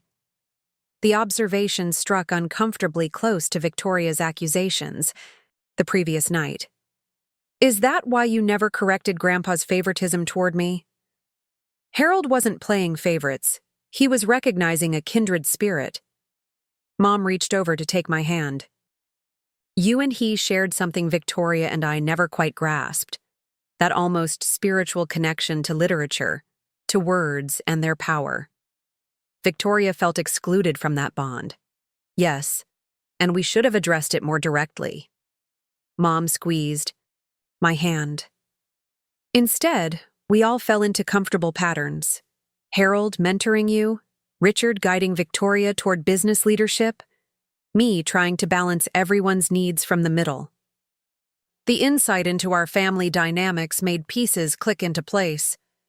Victoria's drive, her competitive edge with me, stemmed from more than simple sibling rivalry. It was a lifetime of trying to secure her place in a family where she sensed, perhaps, unconsciously that her position was somehow different. What happens now? I asked. Between Victoria and me, I mean. We've agreed to a professional partnership, but the personal damage... Healing takes time. Mom stood, smoothing her dress. But you took the first step today, offering reconciliation, instead of retribution. That choice says more about who you are than any Parker DNA ever could. She moved toward the door, then paused. Your father and I are hosting a small dinner tonight. Just family.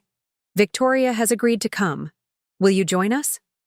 The prospect of spending an evening with my newly complicated family was both daunting and necessary. What time? 7? And Emily? Mom's expression grew serious. Thank you for protecting our family today. I know you had other options.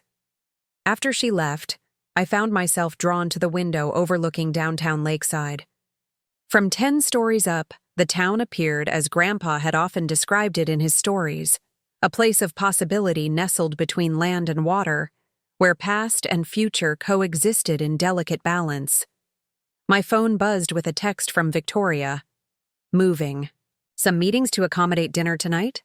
Also, found something in my office you should have. Can you stop by before you leave?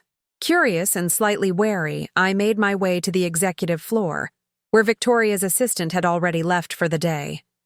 Victoria's office door stood ajar, warm afternoon light streaming through the windows that overlooked the lake. She looked up from her computer as I entered, her professional demeanor slightly relaxed after the day's events. Thanks for coming up. I wanted to give you this personally. She gestured to an item on her desk. Grandpa's antique fountain pen sat in its burgundy leather case, the oak leaf emblem gleaming softly in the sunlight.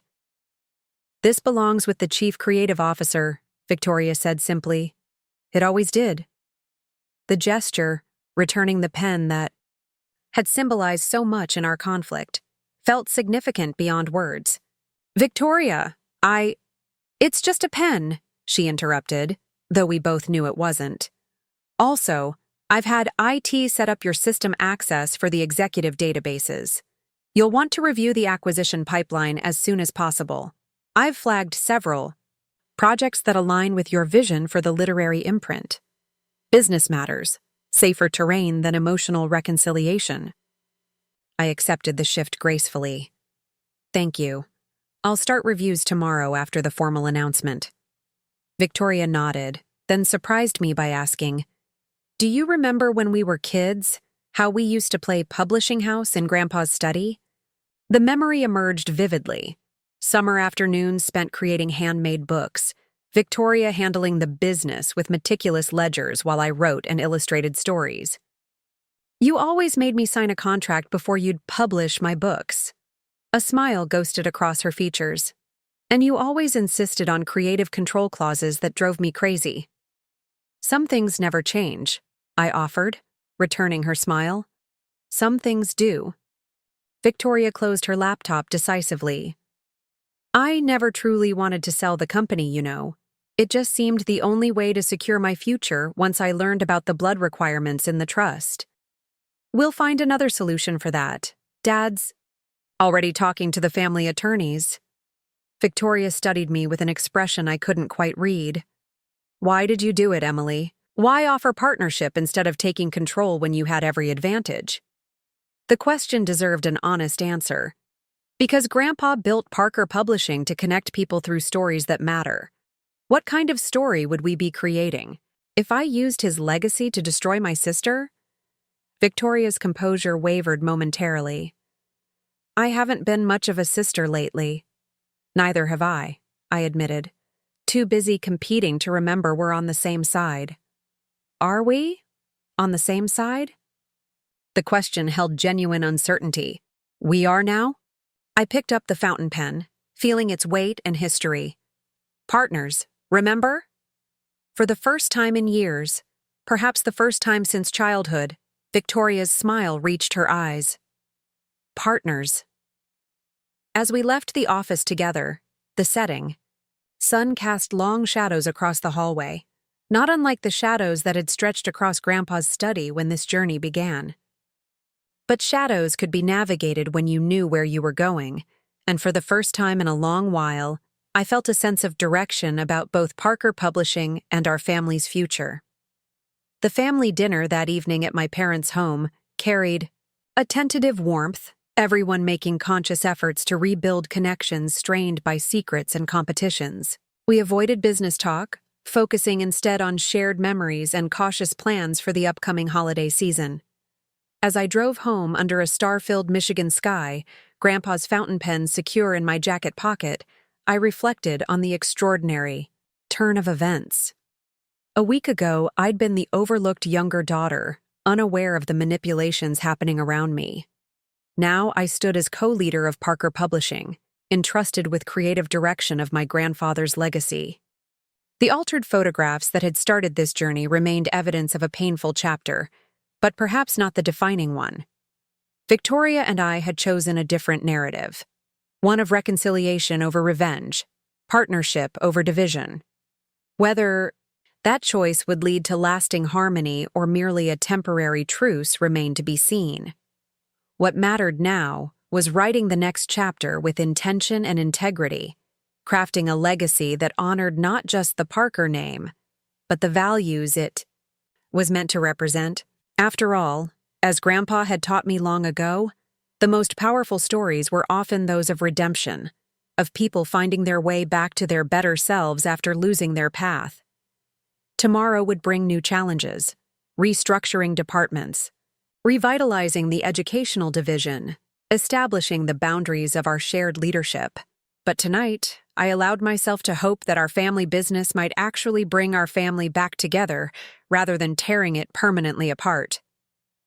As I pulled into my apartment complex, my phone chimed with an incoming email. From Victoria, subject line, first draft joint vision statement. Opening it, I found a thoughtfully crafted document outlining our shared vision for Parker Publishing's future, honoring tradition while embracing innovation, balancing profit with purpose, recommitting to educational excellence while expanding our literary footprint. The final paragraph read, "As sisters and now partners, we bring complementary strengths to Parker Publishing's leadership. Our commitment is to honor the legacy we've inherited by building a company that reflects the best of its founding principles, while fearlessly embracing the future of storytelling in all its forms." I began typing my response, suggestions and additions flowing easily. Our first collaboration as equal partners felt natural, as if we were finding our way back to that childhood dynamic of creative tension that produced something better than either of us could create alone. Whatever the future held, this moment, this choice to build rather than destroy, felt right. Parker Publishing would continue its story, not as Victoria's company or mine, but as ours. And perhaps that had been Grandpa's hope all along. 3 weeks into our joint leadership arrangement, I found myself in unfamiliar territory. Grandpa Harold's former office, now mine. The space had been transformed, the sterile modernity of Victoria's tenure replaced with a careful balance of tradition and innovation. Grandpa's original oak desk dominated the room, restored to its former glory, while sleek modern bookshelves housed both classics and contemporary titles published under my editorial direction. Photos of the Parker family through generations adorned one wall, including several restored images that properly included me, alongside Victoria and our parents. The transition hadn't been seamless. Whispers still followed me through the hallways. Some employees loyal to Victoria questioned my sudden elevation, while others wondered about the abrupt strategic reversal. Nathan had become my unofficial cultural translator, helping me navigate executive politics I'd previously observed only from the periphery. "The departmental budget reviews are ready for your approval," my new assistant, Megan, announced from the doorway. "And Mr. Wilson is here for your 11 o'clock?" Nathan entered carrying a thick folder, his expression a mixture of excitement and concern. Since our leadership restructuring, he'd been promoted to Director of Archive Development, tasked with expanding our digital preservation initiatives. "Please tell me that folder contains good news," I said, gesturing for him to take a seat. "I've already had 3 crisis meetings this morning." "Define good," he replied, spreading documents across my desk. "I've been digging through the archived correspondence between Harold and various authors, like you asked. Found something interesting in the Meridian Media background research." I leaned forward, intrigued. Despite Victoria's withdrawal from acquisition talks, I'd continued investigating Meridian's sudden interest in Parker Publishing. Something about their aggressive pursuit of our company didn't align with standard market strategy. "Apparently, this isn't the first time Meridian has attempted to acquire us," Nathan continued. "They approached Harold directly about 5 years ago with a similar offer. That was never mentioned in any board records. Because it never reached the board. Harold rejected the overture immediately." Nathan handed me a photocopied letter. This was his response to their CEO. Grandpa's distinctive handwriting filled the page with characteristic directness.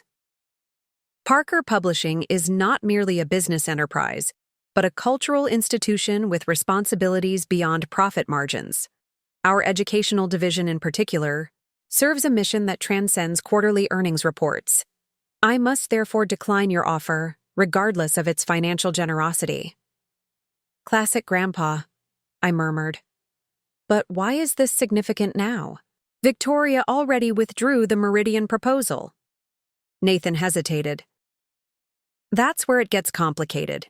I found these financial records hidden in a misfiled acquisition report from when Victoria first began working with Harold.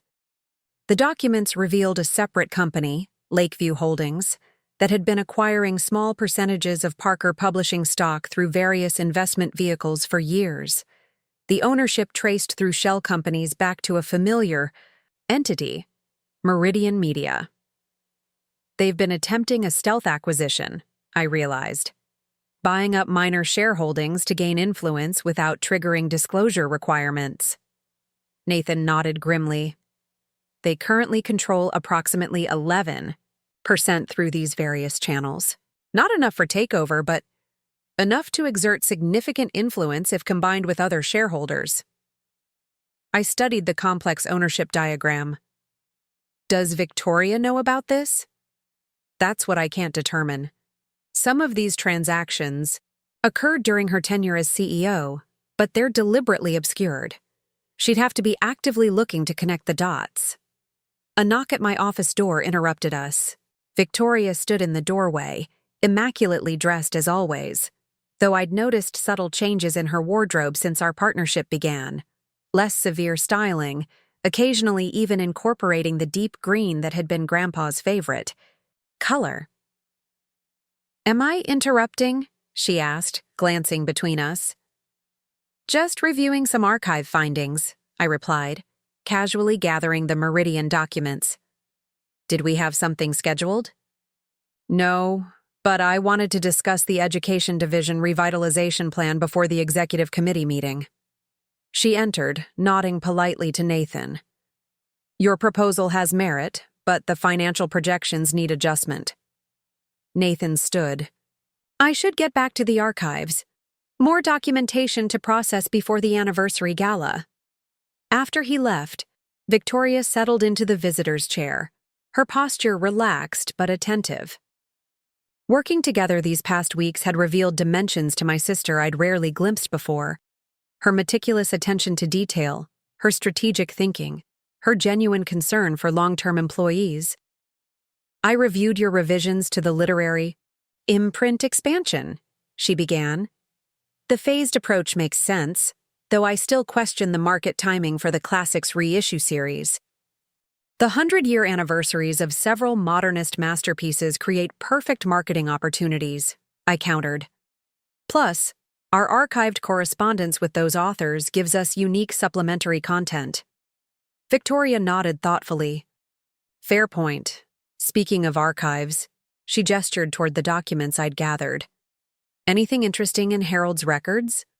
The question seemed casual, but something in her tone made me wonder. Did she know about the Meridian connection? Was she testing me? Our newfound partnership remained delicate, trust gradually rebuilding through professional collaboration rather than personal reconciliation.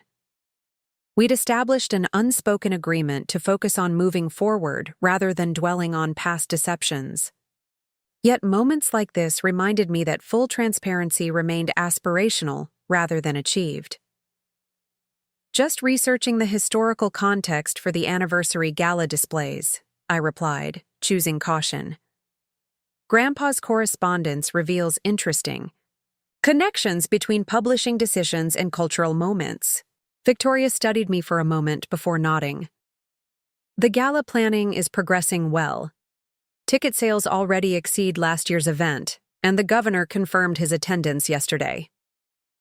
The Parker Publishing Anniversary Gala had been a lakeside tradition for decades, bringing together authors, industry leaders, and community figures to celebrate the company's cultural impact. This year's event, the first under our joint leadership, carried particular significance as a public statement about our new direction. Nathan mentioned wanting to create a special archival display for the gala, I said, highlighting Grandpa's correspondence with notable authors. Good idea. It emphasizes our literary heritage while acknowledging Harold's contributions. Victoria rose smoothly. I should mention, Martin Reynolds requested a meeting with both of us tomorrow. He didn't specify the topic, but given his opposition to our leadership structure, Martin, the lone dissenting vote on the board and a vocal advocate for the Meridian acquisition. I'll make time. Better to address his concerns directly.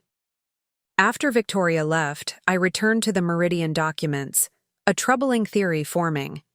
Martin's consistent push for the acquisition, the stealth stock purchases, Victoria's initial pursuit of the deal, were they connected? Had Victoria known about Meridian's slow infiltration of our company? The questions felt like betrayal of our fragile truce, yet ignoring potential threats to Parker Publishing would betray Grandpa's legacy. My intercom buzzed. Ms. Parker, Judith Lawson is here to see you. She doesn't have an appointment, but... Send her in, I interrupted, surprised. I hadn't seen our former housekeeper since our meeting at Bluebird Cafe weeks ago. Judith entered. With characteristic dignity, her silver hair neatly styled, her posture straight despite her years. Her eyes widened slightly as she took in the office. You've made it your own while honoring Harold, she observed, running a finger along the edge of the restored desk. He would approve. Thank you. It's still a work in progress. I gestured for her to sit. What brings you here, Judith? Is everything all right? She settled into the chair Victoria had just vacated, removing a small package from her handbag. I've been sorting through some personal effects, downsizing my apartment. Found something you should have. The package, wrapped in simple brown paper, contained a small leather-bound volume. Opening it revealed Grandpa's handwriting, dated, entries spanning his final year. Another journal? I asked, confused. I already have his business diary. This is different, Judith explained. More personal. Harold gave it to me for safekeeping shortly before he died. Said I'd know when it was time to pass it along. She met my gaze directly. After seeing the news about your partnership with Victoria, I decided that time had come. I opened to a random page, finding not business observations but deeply personal reflections. Watched Em and Vicky at the summer picnic today. Despite everything, the connection between them remains, that invisible thread that binds siblings even through conflict. In my efforts to protect what matters, I fear I've damaged what matters most. He was deeply troubled in those final months, Judith said quietly, torn between what he saw as his duty to the company and his love for both his granddaughters. Did he know he was dying? I asked, the question emerging from a place of old pain. Yes, though he shared that with very few people. The heart condition was more serious than he let on. Judith's expression softened with memory. He was trying to put everything in order. The company, the family legacy, his relationships. Some efforts were more successful than others. I turned to the final entry, dated just days before his death. Perhaps I've been wrong to force a choice. The company has always thrived on balance, art and commerce, tradition and innovation. Victoria and Emily each hold pieces of what Parker Publishing needs. My attempt to choose between them may be my final and greatest mistake. The words blurred as unexpected tears filled my eyes. Even at the end, Grandpa had been reconsidering his decisions, questioning his own judgment in a way I'd never witnessed. During his life, he was so certain about everything, I murmured. I never saw him doubt himself. Only those closest to him saw that side, Judith replied. Harold built his life around certainties, principles, standards, expectations, but his final illness forced him to confront life's essential uncertainties, including who should lead Parker Publishing after him. Precisely. Judith gestured toward the journal. Keep reading when you're ready. There's much there about both you and Victoria, his hopes, his concerns, his regrets. It might help you understand not just his decisions, but your sister as well. After Judith left, I should have turned to the waiting budget reports and marketing plans, but instead I found myself absorbed in Grandpa's private thoughts. The journal revealed a man wrestling with legacy and love in ways he'd never expressed openly. His pride in Victoria's business acumen tempered by concern over her methods. His connection with my literary sensibilities complicated by worry that I lacked the toughness publishing required. Most revealing were his reflections on our family dynamics. Watched Victoria presenting quarterly projections today. Her confidence masks deep insecurity, the fear of being found wanting that has driven her since childhood. Diane and Richard meant well in their decision, but children sense what remains unspoken. Victoria has spent her life trying to earn the Parker name that Emily was born with. The insight into my sister's inner life felt like a key turning in a long locked door. Victoria's drive, her competitiveness, her occasional ruthlessness, all stemmed from a fundamental insecurity I'd never fully recognized. While I'd been secure in my place as Grandpa's literary heir, she'd been constantly working to prove her legitimacy. My phone buzzed with a text from Nathan. Found more Meridian connections. Meeting on your calendar for 5 p.m. I closed the journal, returning reluctantly to my professional responsibilities. The afternoon passed in a blur of meetings and decisions, budget approvals for the literary imprint, acquisition discussions for a promising new author, marketing strategy sessions for the educational division relaunch. Through it all, Grandpa's journal weighed on my thoughts, particularly his final uncertainties about the company's leadership. Our current partnership with Victoria, born of compromise rather than conviction, suddenly seemed less like a tactical retreat and more like the wisdom Grandpa had been approaching in his final days. At 5, Nathan arrived with additional documents linking Martin Reynolds to Meridian Media. He's been consulting for them for years, Nathan explained, presenting meeting minutes from a subsidiary board where Martin's name appeared repeatedly. Nothing explicitly illegal about serving on multiple boards, but the conflict of interest in pushing for the acquisition is clear. And Victoria? Any connection there? Nathan hesitated. Nothing concrete, but there are gaps in the communication. Records during key periods. She was definitely meeting with Meridian executives more frequently than the board was informed. That doesn't necessarily imply collusion, I noted, playing devil's advocate despite my own suspicions. No, but this might. Nathan presented an email thread recovered from an archived server backup.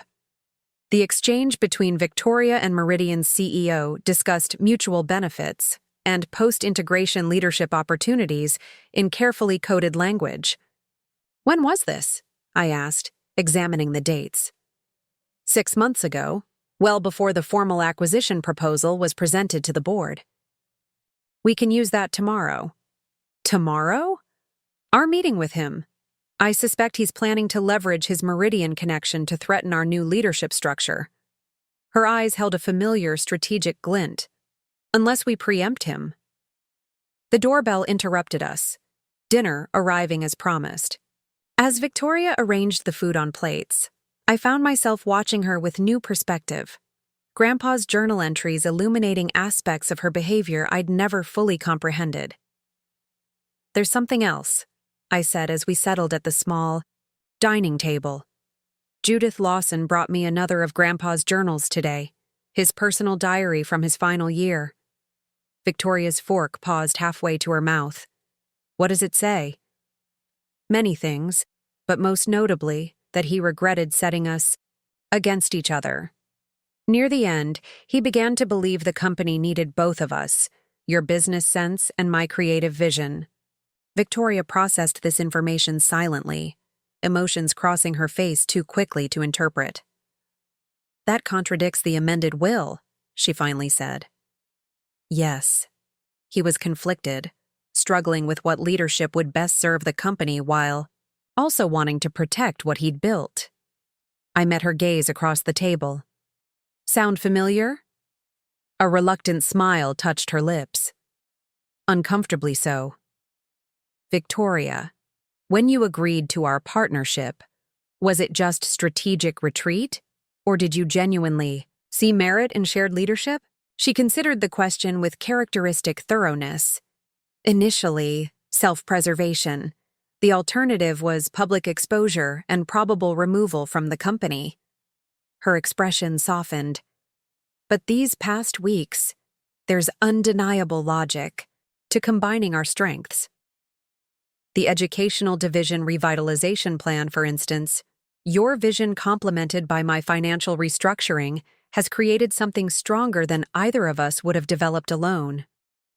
The admission felt significant, an acknowledgement of value beyond strategic necessity. Then we face Martin together tomorrow, I decided. Address the Meridian connection openly and reaffirm our unified leadership. Agreed. Victoria hesitated, then added, There's something you should know about Martin. His advocacy for the Meridian deal wasn't just about business alignment. There were personal incentives offered. Bribes? Nothing so crude. Board positions at Meridian subsidiaries, consulting contracts, all technically legal but ethically questionable. She met my eyes directly. I have documentation. I was collecting leverage against all potential opponents of the acquisition. The strategic calculation was pure Victoria, yet her willingness to share this information represented something new between us. You're suggesting we use this to neutralize his opposition to our leadership. I'm suggesting we ensure he understands the consequences of continuing to undermine Parker Publishing's independence. Victoria's expression remained steady. We don't have to use it unless necessary. The conversation shifted to safer ground as we ate, company matters, the upcoming gala, childhood memories of summers at the cabin. For perhaps the first time since childhood, we talked as sisters rather than competitors, finding unexpected common ground in our shared experiences and values. After dinner, we moved to the porch overlooking the lake, the spring evening cool, but pleasant. Stars reflected on the water's surface, mirroring the sky in perfect symmetry. Do you remember teaching me to swim out there? I asked, gesturing toward the lake. I was terrified of the deep water, but you wouldn't let me quit. Victoria smiled at the memory. You were stubborn even then. Refused to use the kickboard? Because I hadn't needed one. I wanted to be just like you, I admitted. You seemed so confident, so certain about everything. I was faking it. Victoria's voice softened with confession. Still am, most days. That's what no one tells you about leadership. The certainty people expect is usually performative. The vulnerability in her admission created space for my own. I've been terrified every day since taking the executive position. Constantly. Worried I'll make decisions that dishonor Grandpa's legacy. Harold wasn't infallible, Victoria noted. His personal journal proves he knew that, even if he rarely admitted it publicly. We fell silent, contemplating the weight of inheritance, not just of position or property, but of expectations and legacies that shaped our choices in ways we were only beginning to recognize. What would you have done? Victoria asked suddenly. If Martin had approached you directly with evidence of my Meridian negotiations, would you have removed me from leadership? The question deserved honesty. 3 weeks ago? Probably now. No, the company benefits from our different perspectives, even when they create tension. Good answer. Victoria reached into her jacket pocket, withdrawing a folded document. Because Martin did approach me yesterday with evidence of your independent investigation into company finances. He suggested I use it to challenge your authority, arguing that you were undermining our partnership with unauthorized research. The revelation stunned me. And you're telling me this instead of using it against me. Partnership requires transparency, your words. She handed me the document, a detailed report of my work with Nathan, including meeting times and access to files. Martin has been monitoring both of us, looking for divisions to exploit. He didn't expect me to share this with you. I examined the report, recognizing the strategic jeopardy it potentially created. Victoria could have easily framed my investigation as breach of trust, especially given the tentative nature of our reconciliation. Thank you for telling me, I said finally, for choosing transparency. It's what Harold would have wanted, Victoria replied, then corrected herself. It's what I want, for Parker Publishing and for us. The moment felt pivotal, a choice made not from strategic necessity, but from genuine commitment to our shared future. The stars continued their reflection, on the lake's surface, unwavering despite the occasional ripple disturbing the water. Tomorrow would bring the confrontation with Martin, requiring united defense of our partnership and company independence. Beyond that loomed the anniversary gala, where we would publicly present our shared vision for Parker Publishing's future. Challenges remained, trust still rebuilding, old habits of competition not fully relinquished, family wounds not completely healed. Yet, sitting beside my sister on the porch of our family cabin, I felt something I hadn't experienced since finding the altered photograph in Grandpa's study. Hope that the legacy he'd left us might become a foundation for reconciliation rather than division. Victoria and I were writing a different ending to the story that had begun with deception and betrayal, choosing shared leadership over solitary control, transparency over manipulation. As we watched the moon rise over Silver Lake, casting silver light across the water, I realized we were no longer merely preserving Grandpa's legacy, but creating our own, one that honored his vision while transcending his limitations. The altered family photos that had catalyzed this journey represented the past. Our present choices would determine what images defined our future. We should head back, Victoria said eventually, checking her watch. Early meeting tomorrow. One moment. I pulled out my phone, moving to stand beside her with the moonlit lake behind us. We need a new photo, one where neither of us is erased or diminished. Victoria hesitated briefly before nodding, a smile slowly warming her features as she stood, shoulder to shoulder with me. I captured the image, two sisters framed by starlight and water, neither dominant nor subordinate, but equal in the frame, a visual representation of the partnership we were still learning to build. Some legacies were inherited. Others were created through conscious choice. As we drove back toward Lakeside, I felt certain that Grandpa would approve of the legacy Victoria and I were choosing to write together, one where family transcended blood, leadership embraced different strengths, and the Parker name stood for integrity rather than perfect certainty. Tomorrow would test our newfound unity. For tonight, that captured moment of sisterhood under the stars felt like promise enough. The grand ballroom of the Lakeside Hotel glittered with celebration, transformed for Parker Publishing's 60th anniversary gala. Crystal chandeliers cast warm light over tables adorned with literary-themed centerpieces, each featuring miniature replicas of iconic books published throughout our company's history. I stood at the entrance, greeting arriving guests alongside Victoria, our complementary styles making a statement about our united leadership, her sleek midnight blue gown conveying authority, while my emerald dress with its vintage styling honored tradition. 3 months had passed since our confrontation with Martin Reynolds. That meeting had proven surprisingly anticlimactic. Faced with our united front and subtle reference to his Meridian connections, he had withdrawn his objections to our leadership structure.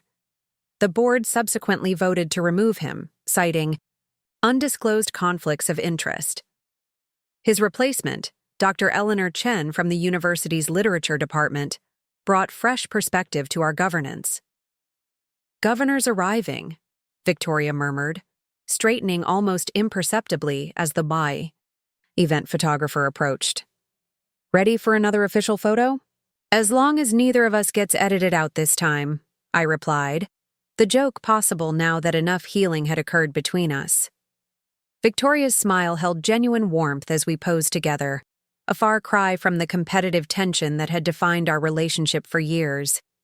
Working together had revealed surprising synergies, her financial acumen complementing my creative vision, my people skills balancing her sometimes clinical decision-making. We weren't just tolerating our partnership anymore. We were actively discovering its strengths. The photographer captured several images before moving on to other arriving dignitaries. Nathan approached, looking distinguished in his tuxedo, a glass of champagne in hand. "The archival display is drawing quite a crowd," he reported, "especially the correspondence between Harold and Ernest Hemingway. Who knew your grandfather could be so witty in rejection letters? Grandpa always said a good rejection should make the author want to try again," I recalled, smiling at the memory. "Is everything ready for the announcement?" Nathan nodded. "Unveiling scheduled for 8:30, after dinner but before dancing. Your parents are already stationed near the display, keeping it draped until the moment arrives." Victoria checked her watch. "We should begin seating guests. The governor hates when dinner runs late." As we moved through the ballroom, accepting congratulations and exchanging pleasantries, I caught glimpses of the company's evolution under our joint leadership. Department heads who had once reported to Victoria now approached me with equal respect. Editorial staff who had previously known me only as a senior editor now engaged confidently with Victoria on business matters. Our parents sat at the family table near the stage, their expressions reflecting cautious optimism about the evening.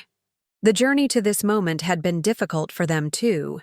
Decades of secrecy finally confronted, uncomfortable truths acknowledged. Family therapy sessions had begun addressing long-buried tensions, though complete healing remained a work in progress. Dinner proceeded with practiced elegance, culminating in Victoria's keynote address about Parker Publishing's illustrious past and promising future. She spoke with characteristic precision, but also with unexpected emotion, acknowledging Grandpa. Harold's vision while celebrating our new direction. "Parker Publishing has always thrived at the intersection of commerce and creativity," she concluded, glancing meaningfully in my direction. "Tonight, we honor that legacy by announcing a new initiative that embodies both aspects of our mission." My cue to join her on stage arrived, and together we unveiled our most significant joint project, the Harold Parker Foundation for Literary Education, funded with 10% of company profits and focused on supporting literacy programs throughout Michigan. Our grandfather believed that books change lives, I explained to the assembled guests. This foundation will ensure that opportunity reaches communities often overlooked by traditional publishing initiatives. Applause greeted the announcement, particularly enthusiastic from the Educational Division employees whose department had been revitalized under our leadership. As we returned to our table, Victoria squeezed my hand briefly, a subtle acknowledgement of how far we'd come from the days when she had planned to sell that division to Meridian Media. Time for the archive. Unveiling, Nathan reminded us as dessert concluded. Everyone's moving toward the exhibition area now. The special display had been my passion project, a carefully curated collection of photographs, letters, and manuscripts, telling Parker Publishing's story through 60 years of literary history. At its center waited the veiled centerpiece, covered by burgundy velvet until the official unveiling. Victoria and I made our way through the crowd, accepting congratulations and fielding questions about upcoming titles. When we reached the exhibition area, our parents stood waiting, Mom's eyes suspiciously bright with unshed tears. "It's perfect," she whispered, embracing me briefly. "He would be so proud of both of you." That meeting had proven surprisingly anticlimactic. Faced with our united front and subtle reference to his Meridian connections, he had withdrawn his objections to our leadership structure. The board subsequently voted to remove him, citing undisclosed conflicts of interest. His replacement, Dr. Eleanor Chen from the university's literature department, brought fresh perspective to our governance. "Governor's arriving," Victoria murmured, straightening almost imperceptibly as the event photographer approached. "Ready for another official photo?" "As long as neither of us gets edited out this time," I replied, the joke possible now that enough healing had occurred between us. Victoria's smile held genuine warmth as we posed together, a far cry from the competitive tension that had defined our relationship for years. Working together had revealed surprising synergies, her financial acumen complementing my creative vision, my people skills balancing her sometimes clinical decision-making. We weren't just tolerating our partnership anymore. We were actively discovering its strengths. The photographer captured several images before moving on to other arriving dignitaries. Nathan approached, looking distinguished in his tuxedo, a glass of champagne in hand. "The archival display is drawing quite a crowd," he reported, "especially the correspondence between Harold and Ernest Hemingway. Who knew your grandfather could be so witty in rejection letters? Grandpa always said a good rejection should make the author want to try again," I recalled, smiling at the memory. "Is everything ready for the announcement?" Nathan nodded. "Unveiling scheduled for 8:30, after dinner but before dancing. Your parents are already stationed near the display, keeping it draped until the moment arrives." Victoria checked her watch. "We should begin seating guests. The governor hates when dinner runs late." As we moved through the ballroom, accepting congratulations and exchanging pleasantries, I caught glimpses of the company's evolution under our joint leadership. Department heads who had once reported to Victoria now approached me with equal respect. Editorial staff who had previously known me only as a senior editor now engaged confidently with Victoria on business matters. Our parents sat at the family table near the stage, their expressions reflecting cautious optimism about the evening. The journey to this moment had been difficult for them too. Decades of secrecy finally confronted, uncomfortable truths acknowledged. Family therapy sessions had begun addressing long-buried tensions, though complete healing remained a work in progress. Dinner proceeded with practiced elegance, culminating in Victoria's keynote address about Parker Publishing's illustrious past and promising future. She spoke with characteristic precision, but also with unexpected emotion, acknowledging Grandpa Harold's vision while celebrating our new direction. "Parker Publishing has always thrived at the intersection of commerce and creativity," she concluded, glancing meaningfully in my direction. "Tonight, we honor that legacy by announcing a new initiative that embodies both aspects of our mission. My cue to join her on stage arrived, and together we unveiled our most significant joint project, the Harold Parker Foundation for Literary Education, funded with 10% of company profits and focused on supporting literacy programs throughout Michigan. Our grandfather believed that books change lives, I explained to the assembled guests. This foundation will ensure that opportunity reaches communities often overlooked by traditional publishing initiatives. Applause greeted the announcement, particularly enthusiastic from the Educational Division employees whose department had been revitalized under our leadership. As we returned to our table, Victoria squeezed my hand briefly, a subtle acknowledgement of how far we'd come from the days when she had planned to sell that division to Meridian Media. Time for the archive. Unveiling, Nathan reminded us as dessert concluded. Everyone's moving toward the exhibition area now. The special display had been my passion project, a carefully curated collection of photographs, letters, and manuscripts, telling Parker Publishing's story through 60 years of literary history. At its center waited the veiled centerpiece, covered by burgundy velvet until the official unveiling. Victoria and I made our way through the crowd, accepting congratulations and fielding questions about upcoming titles. When we reached the exhibition area, our parents stood waiting, Mom's eyes suspiciously bright with unshed tears. "It's perfect," she whispered, embracing me briefly. "He would be so proud of both of you." He would be so proud of both of you. Dad nodded agreement, his normally reserved demeanor softened by emotion and perhaps the evening's champagne. "Your grandfather always said Parker Publishing's greatest asset was its people."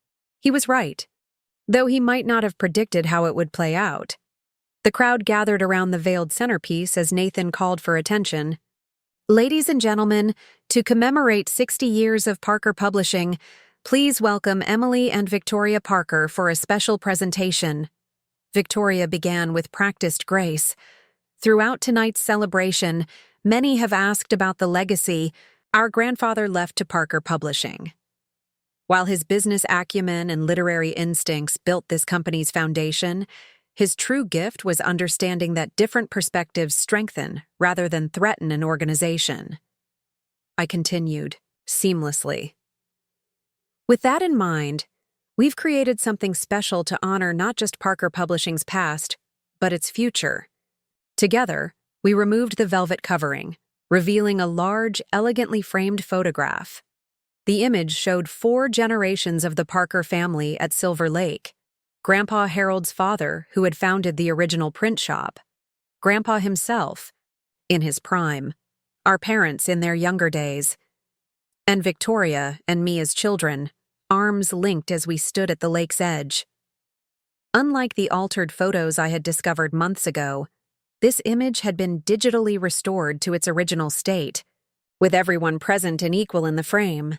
Surrounding this central photo were smaller images showing the company's evolution, authors at book signings, printing presses in operation, educational materials being delivered to schools, employees gathered at holiday celebrations through the decades. The display captured Parker Publishing not just as a business, but as a community that had touched countless lives.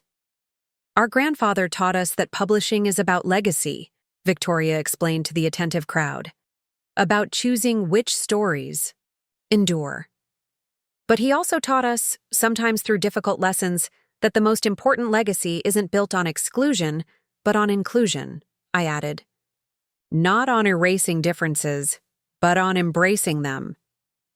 As applause filled the room, I caught Judith Lawson's eye from where she stood near the back.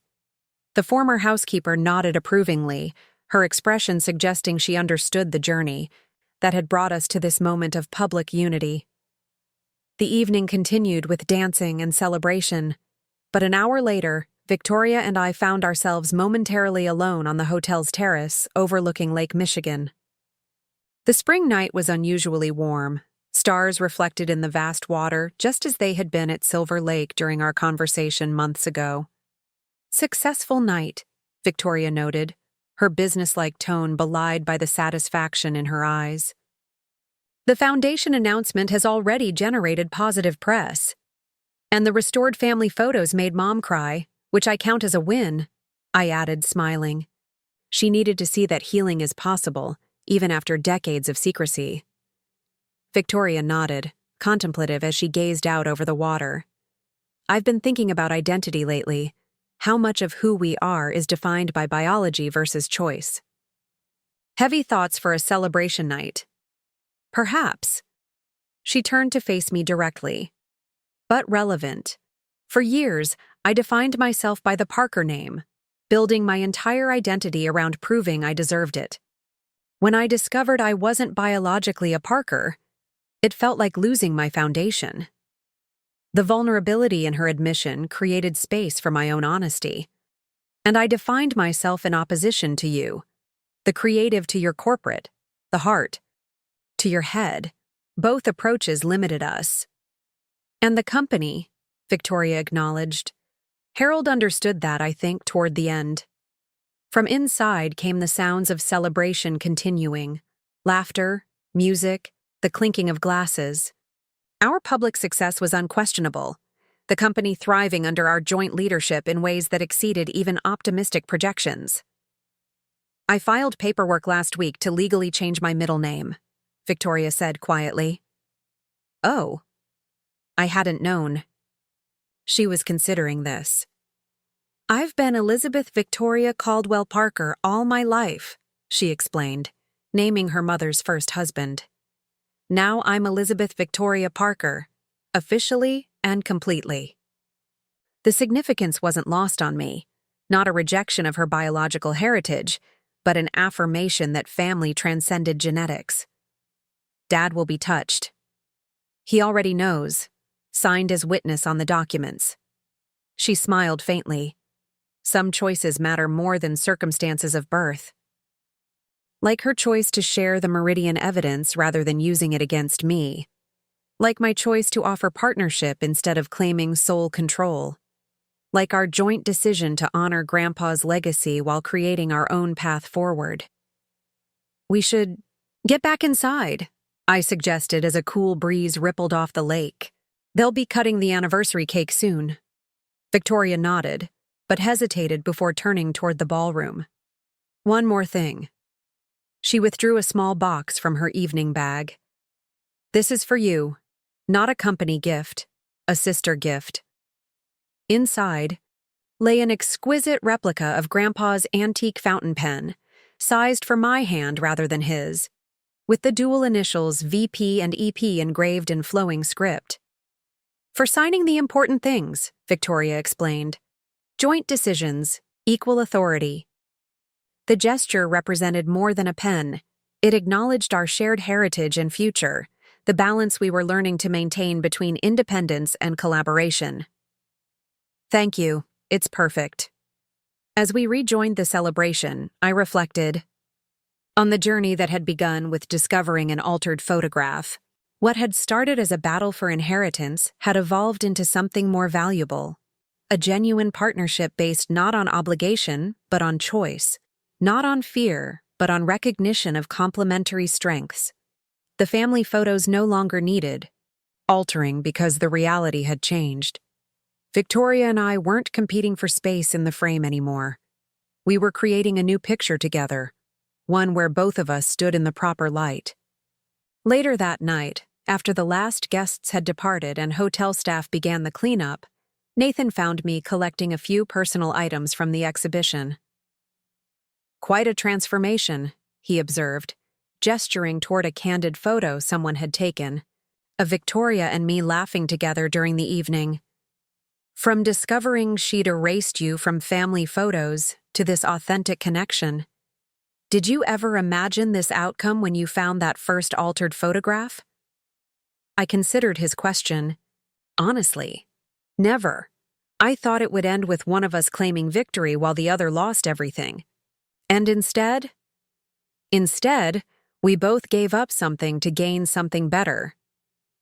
I carefully wrapped Grandpa's journal to take home. Victoria surrendered her need for complete control, I let go of my righteous anger. The company got stronger leadership than either of us could provide alone. The anniversary gala marked not an ending, but a milestone in an ongoing journey. Challenges remained, in business, in family relationships, in the continuing work of healing old wounds. Yet the path forward felt clearer than it had 6 months ago when I first discovered that photograph in Grandpa's study. Some legacies were inherited, like Parker Publishing itself. Others were chosen, like the partnership Victoria and I continued to build day by day. The most valuable, perhaps, emerged from transformation, the willingness to see family and history through new perspectives, discovering truth in the spaces between competing narratives. As I left the hotel, the first light of dawn touched the horizon over Lake Michigan. Grandpa had often quoted Hemingway about the world being a fine place, worth fighting for. In fighting for Parker Publishing, Victoria and I had rediscovered something worth far more: the family connection that no inheritance could replace, no will could mandate, and no photograph could permanently erase. Up next, you've got 2 more standout stories right on your screen. If this one hit the mark, you won't want to pass these up. Just click and check them out.